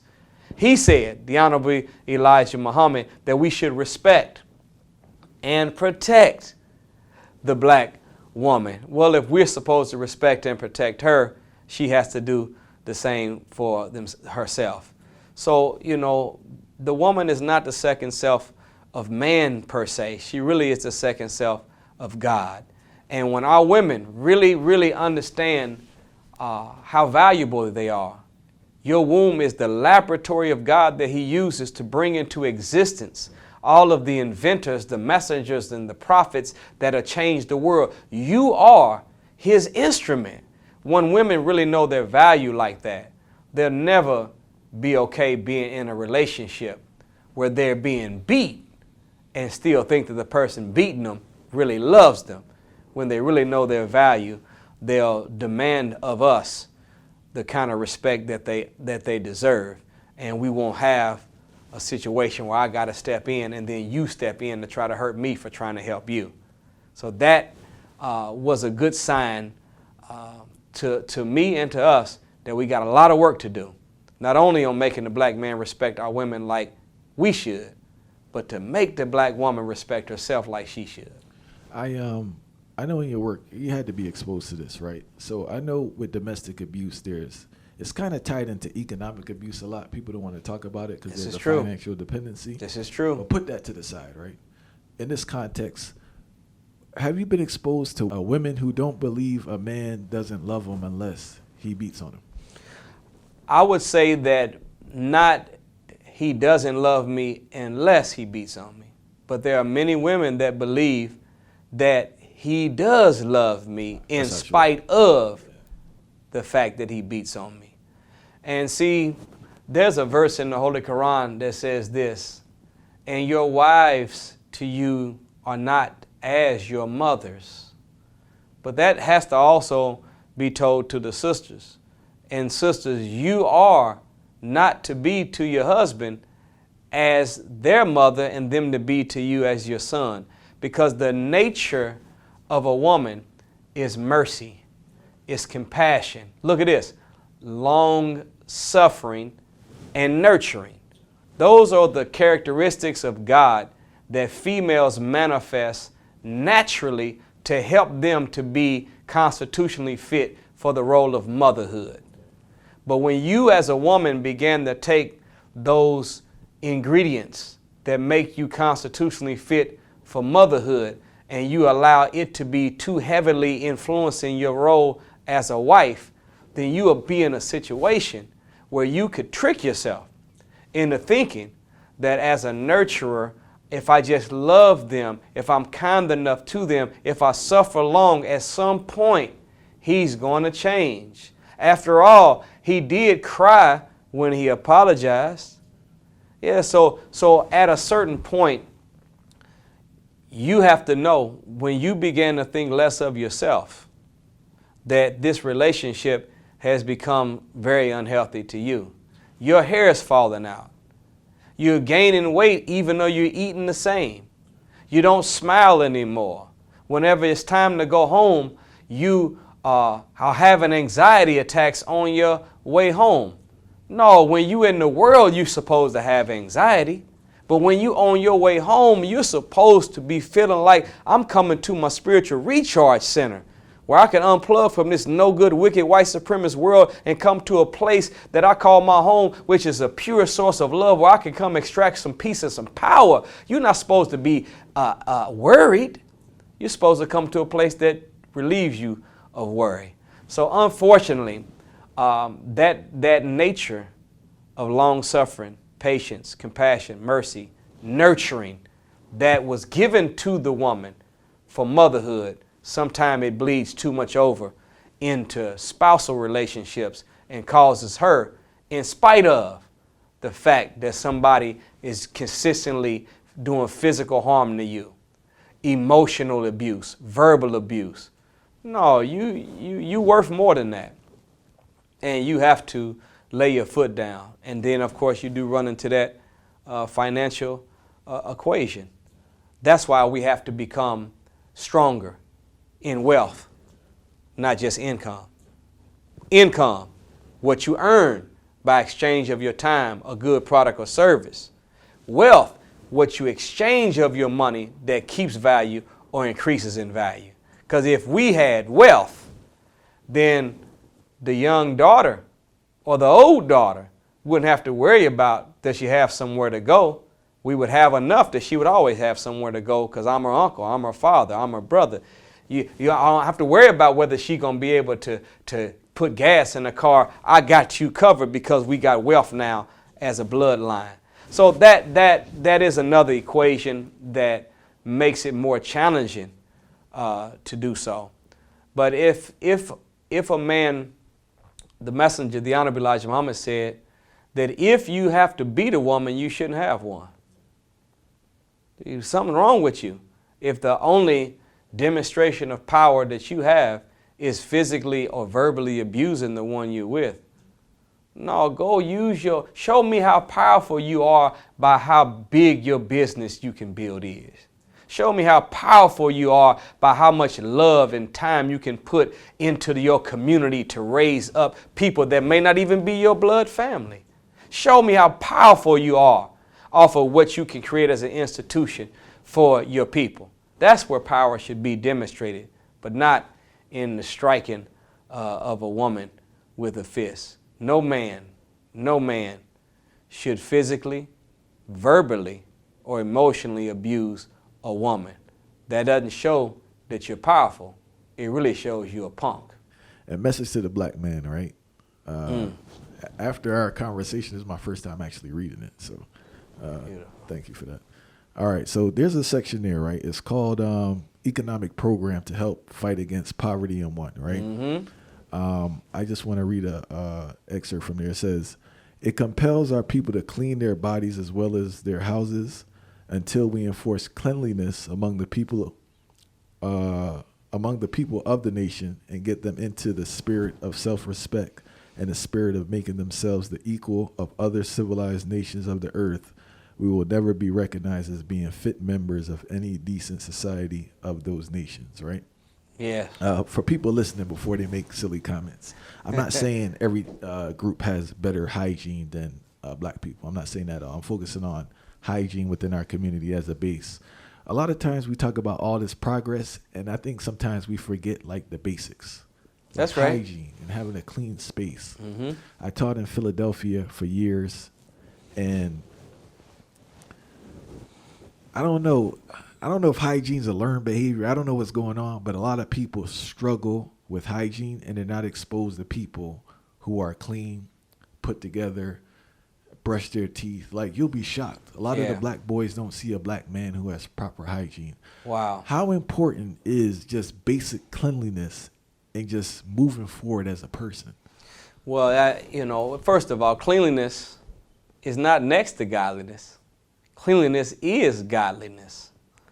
So in that section on economics in the Message to the Black Man, the Honorable Elijah Muhammad says a few paragraphs up, he says that we have to develop a committee of cleanliness.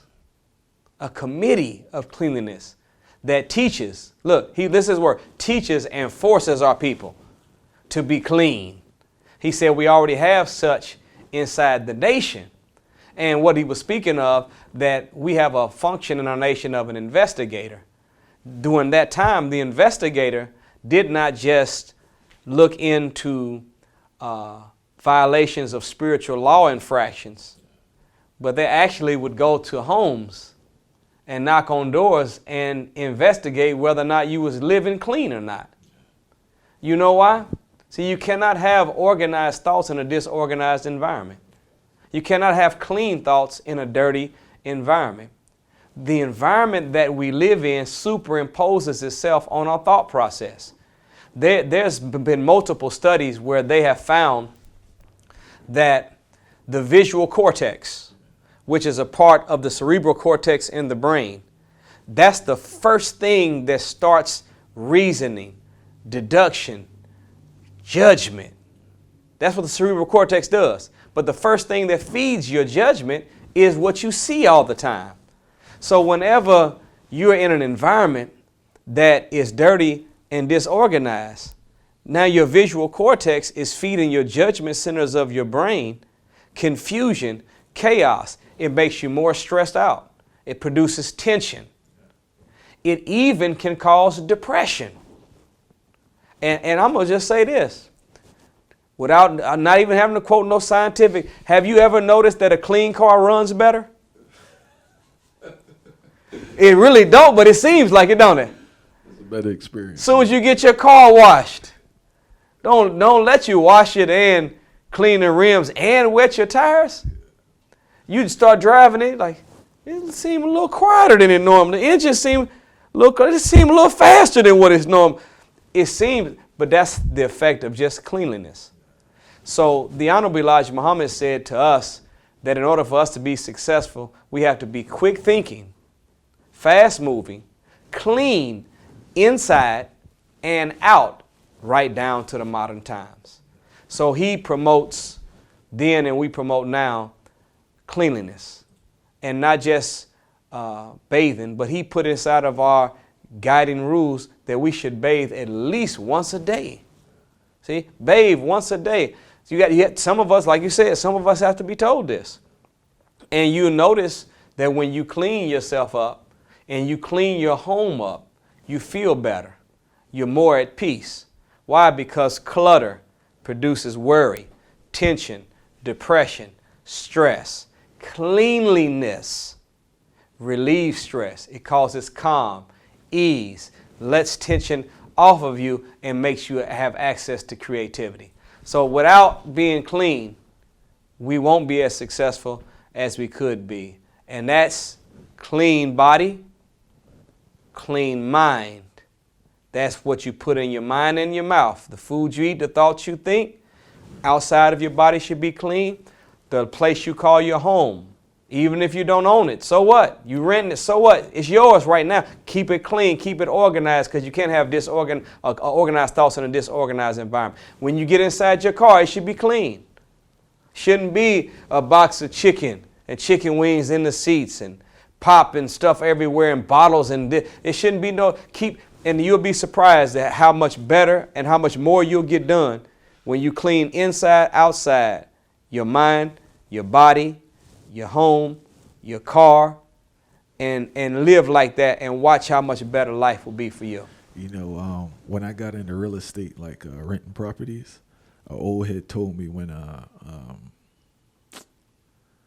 prospective tenants come to the property, walk them back to their car. Look at that. Because how they keep that car is how they're going to keep your place. And Look he at wasn't that. lying. Wow. See the math, and see that there's a saying that how you do anything is how you do everything. So you can't tell me that you are clean and you won't keep your house clean, or you are clean but you won't keep your car clean. No, whatever is under your control. And didn't God say, if you are faithful over little, I will make you a ruler over much? Well, part of being faithful is taking care of what you have. So whatever we have, we should make sure that it's clean, that it's operating, that it's cared for. Why? Not because the people is watching you, but God is watching you. Cleanliness is godliness, and he's looking to see, all right, I blessed you with this kind of spot. I bless you with these resources. I bless you with this car. Let me see how you handle it. And if he sees you taking good care of it, isn't that how you are as a parent? You get your child something that they wanted and you see them taking good care of it, keeping them clean, keeping it neat, organized. You say, man, I love the way that they always take care of their stuff. You don't have no problem giving them more because of how they handle the little. Well, that's how the God is looking at us. So cleanliness is godliness. And the committee of cleanliness, the Honorable Elijah Muhammad, he used the term teach and then force. So we have to go in our community door to door, and we do this. And you'll be surprised how much better your example teaches than your explanation. See, once somebody sees you, they are already analyzing you. Clothing is language. What does your clothes say? See, when first impressions are what? Lasting impressions. What kind of impression did you make on the person that you came in contact with? Do you know most people we meet, we never will have a conversation with, but we will see them. So how do we carry ourselves? So once we take on that spirit of being clean inside and out, right down to the modern times, we're setting ourselves up for a foundation of success. You'll find that you have less stress the cleaner you are, less tension, less confusion.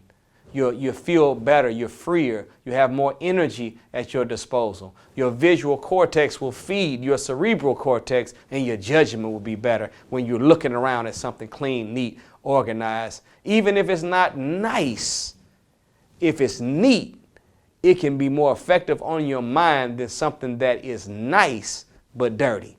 Try it out and see if it doesn't work. Today, try it out. Clean. Say today I'm going to make sure that the inside, the outside of my automobile, the inside, the outside of my home is going to be clean. I'm going to keep myself clean. Put on clean clothes, clean food goes in my body. Just try it out for a week and watch how much better you feel and how much more you get done.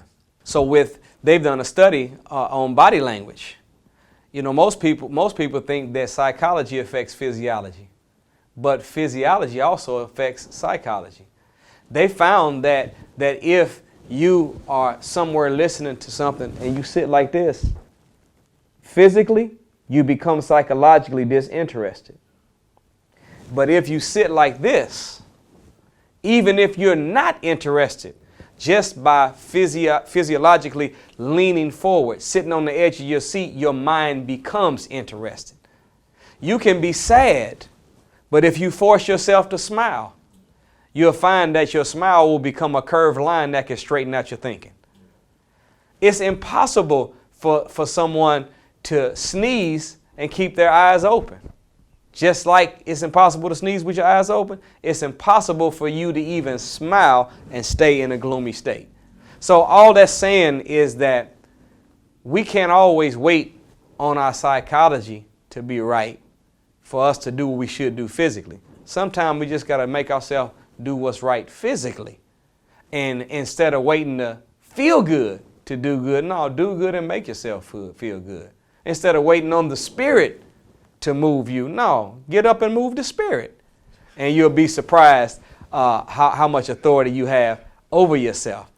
I tried this out the other day just to see if it would work. I was thinking a thought that that was bothering me.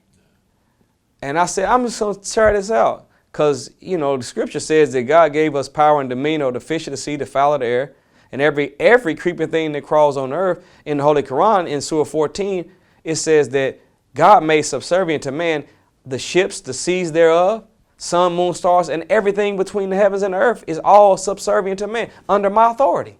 I said, well, thoughts live in between the heavens and earth. So I was thinking something that was making me feel bothered. And I said this, mind, go find me a better thought.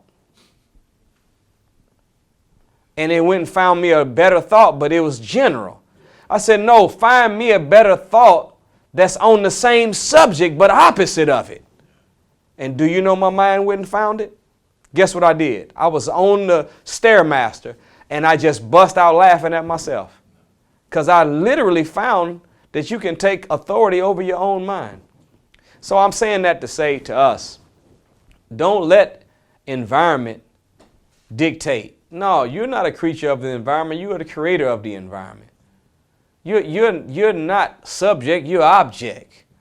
Don't wait for the Spirit to move you. Move the Spirit.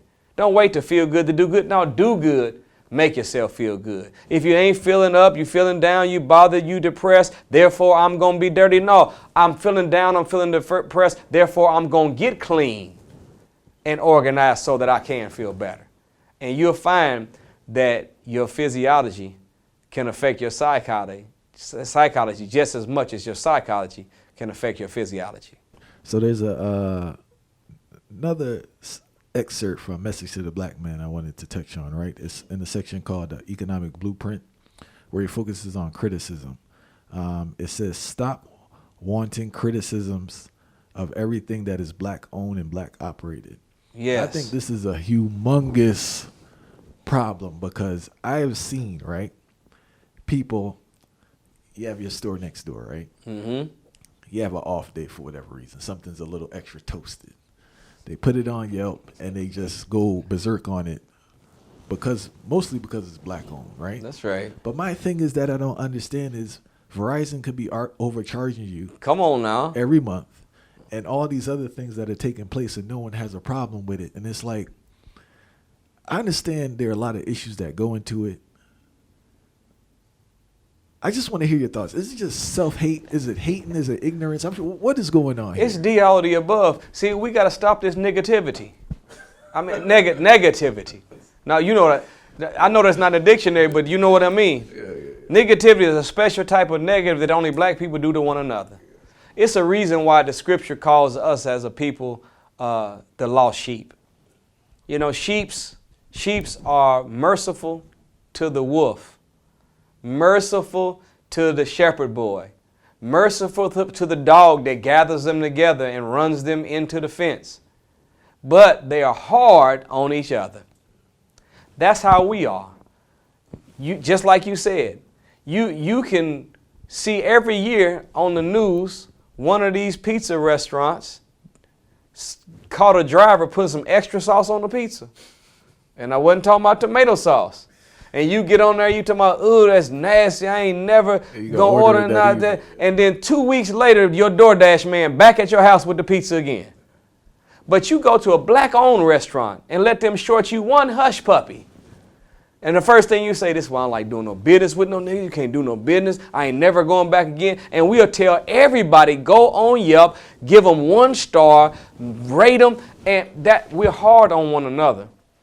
But we're very merciful on our enemy. So the Most Honorable Elijah Muhammad in this, it's a 5-point program on our economic blueprint. He talks about at the top, working together in a collective manner, being in unity. Second, he said, pool our resources financially as well as physically. Then the third thing he says is stop wanting criticism of everything that's black owned and black out. The word wanting means unjustified or malicious. Stop being so hard on your brothers and your sisters. Listen to this. This should be our mantra for black economics. See, we talked about the wealth that we had. 8th richest nation in the world, right? But watch this. Do you know in the Jewish community that a dollar remains in their community 7 to 10 times, circulates 7 to 10 times before it leaves? In the Asian community, they keep their money among them for 28 to 30 days, Jews 17 days, Latinos 14 days, but in the black community, we only keep our dollar with each other for 3 to 6 hours. Our dollar does not circulate 7 to 10 times like the Jews or the Asians. Our dollar circulates 1/10 of one time, meaning our dollar barely, that means as soon as we touch our money. Wait a minute. If we only keep our money 3 to 6 hours, most of us get direct deposits. And we get direct deposit on Friday while we at work. We work 8 hours, so 3 to 6 hours, that means before we even got off, the white man got our money back again. Something wrong with that mathematics. So our mantra has to be, shop with your brother before you shop with another. And listen to this, brother. If we start saying, what do I want? What do I need? What do I like? Now, I got my list. Where in the place do I live can I find black people to have this good product or service? Make my list. That's where I'm spending my money. If I can't find them here, I'm going to go online and find somebody I can order it online. If we did that, then we would be able to keep our dollar in our community. Do you know what happens whenever a dollar circulates? See, if I have a grocery store, you have a shoe shop, someone else has a school, someone else has a dry cleaner. I give you money for your, what did you have? Shoe shop, right? But I'm the grocery man. You got money for the shoes, but guess what? Your baby's got to go to school. So now you give some of the money I gave you from the grocery store to the shoe shop. Now that dollar is transferred over and it goes to the school. The school got to go to the cleaners to clean all the uniforms and the suits that they have to wear to teach. And so that dollar that I gave you ends up going to them at the school. School ends up giving it to the cleaners, but everybody at the cleaners has to eat. So now they got to come bring my dollar back to me at the grocery store. That's one time. So 7 times circulate means that we are able to take the same little and make it appear like a lot, because I'm really giving you the currency when you need it and you give it to them when they need it, but we're always exchanging it with one another, so we're able to really live off of a little and make it look like a lot. But the minute that we get our money, as soon as we get it, it goes back into the hands of our enemy. And make no mistake about it, I know you can say Target and the Walmart, none of these people didn't do nothing. They're not the victims. They're not the ones that commit police brutality. Yeah, but corporate America is white supremacy's bloodline. It's the fuel system of white supremacy. If you withhold your dollar, white supremacy will cease to exist. Look at what happened in 2015 at the University of Missouri whenever the football players, they didn't like the president of the university. You know what they said? We ain't playing till y'all get rid of the president. They missed 2 games and missed millions. What you think happened? Within 3 days, president's gone. See, I'm saying that to say that you know, we used to say hit them where it hurts. Well, the only thing that hurts in this world is the pocket. So we have to start, anytime we have a complaint or a problem with something going on in the total system of white supremacy, we have to start boycotting, withholding our dollars. Now, after we engage in a white boycott, we have to, on the other side, engage in a black boycott, where we start distributing our resources to each other. And I'm saying if we would be willing to shop with our brother before we shop with another, that means drive a little bit farther and pay a little bit more to give somebody that looks like you your dollar, so we can keep it in our community and they can reinvest in it like you do to make our neighborhoods better, then we will be able to be back on top again. But stop the criticism. Stop being so hard on one another. We've got to be more merciful toward one another. We don't get the same privileges that our white counterpart gets.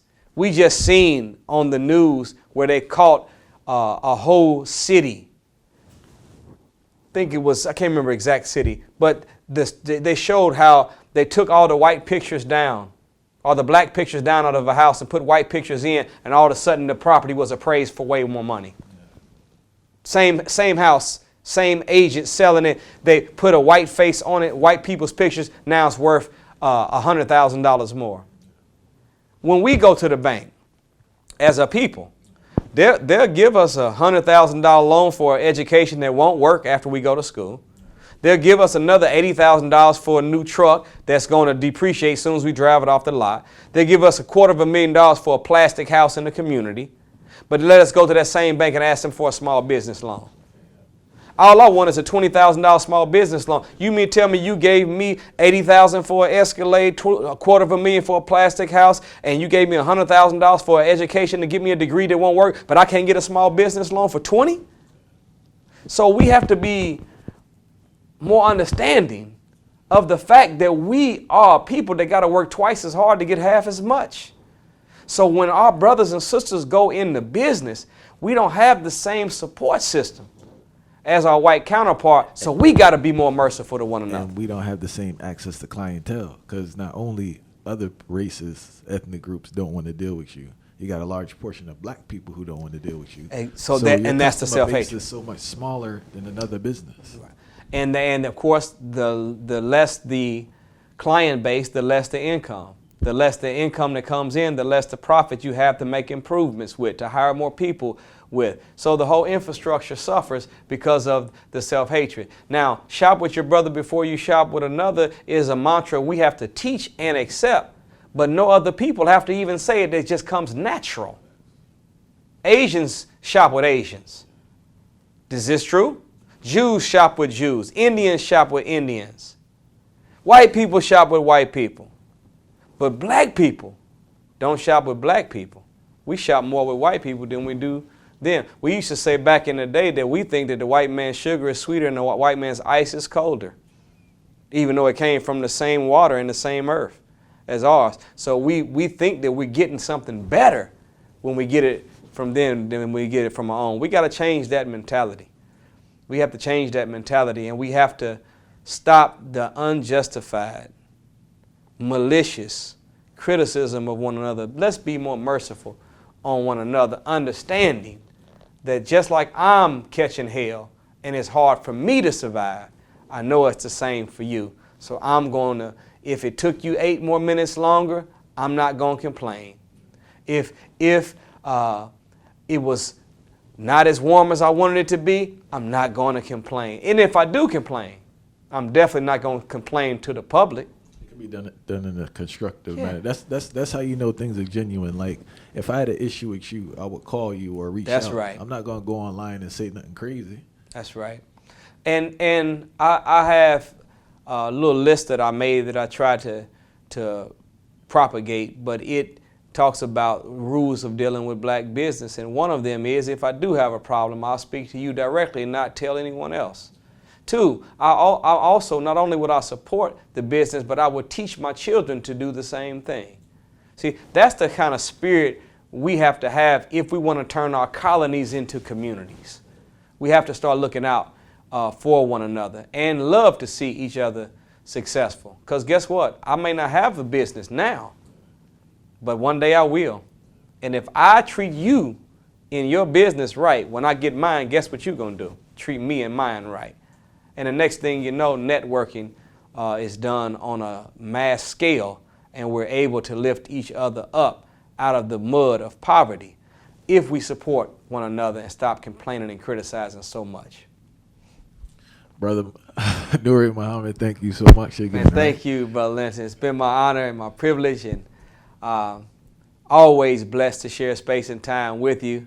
And I pray that we can give all of the viewers some news that they can use.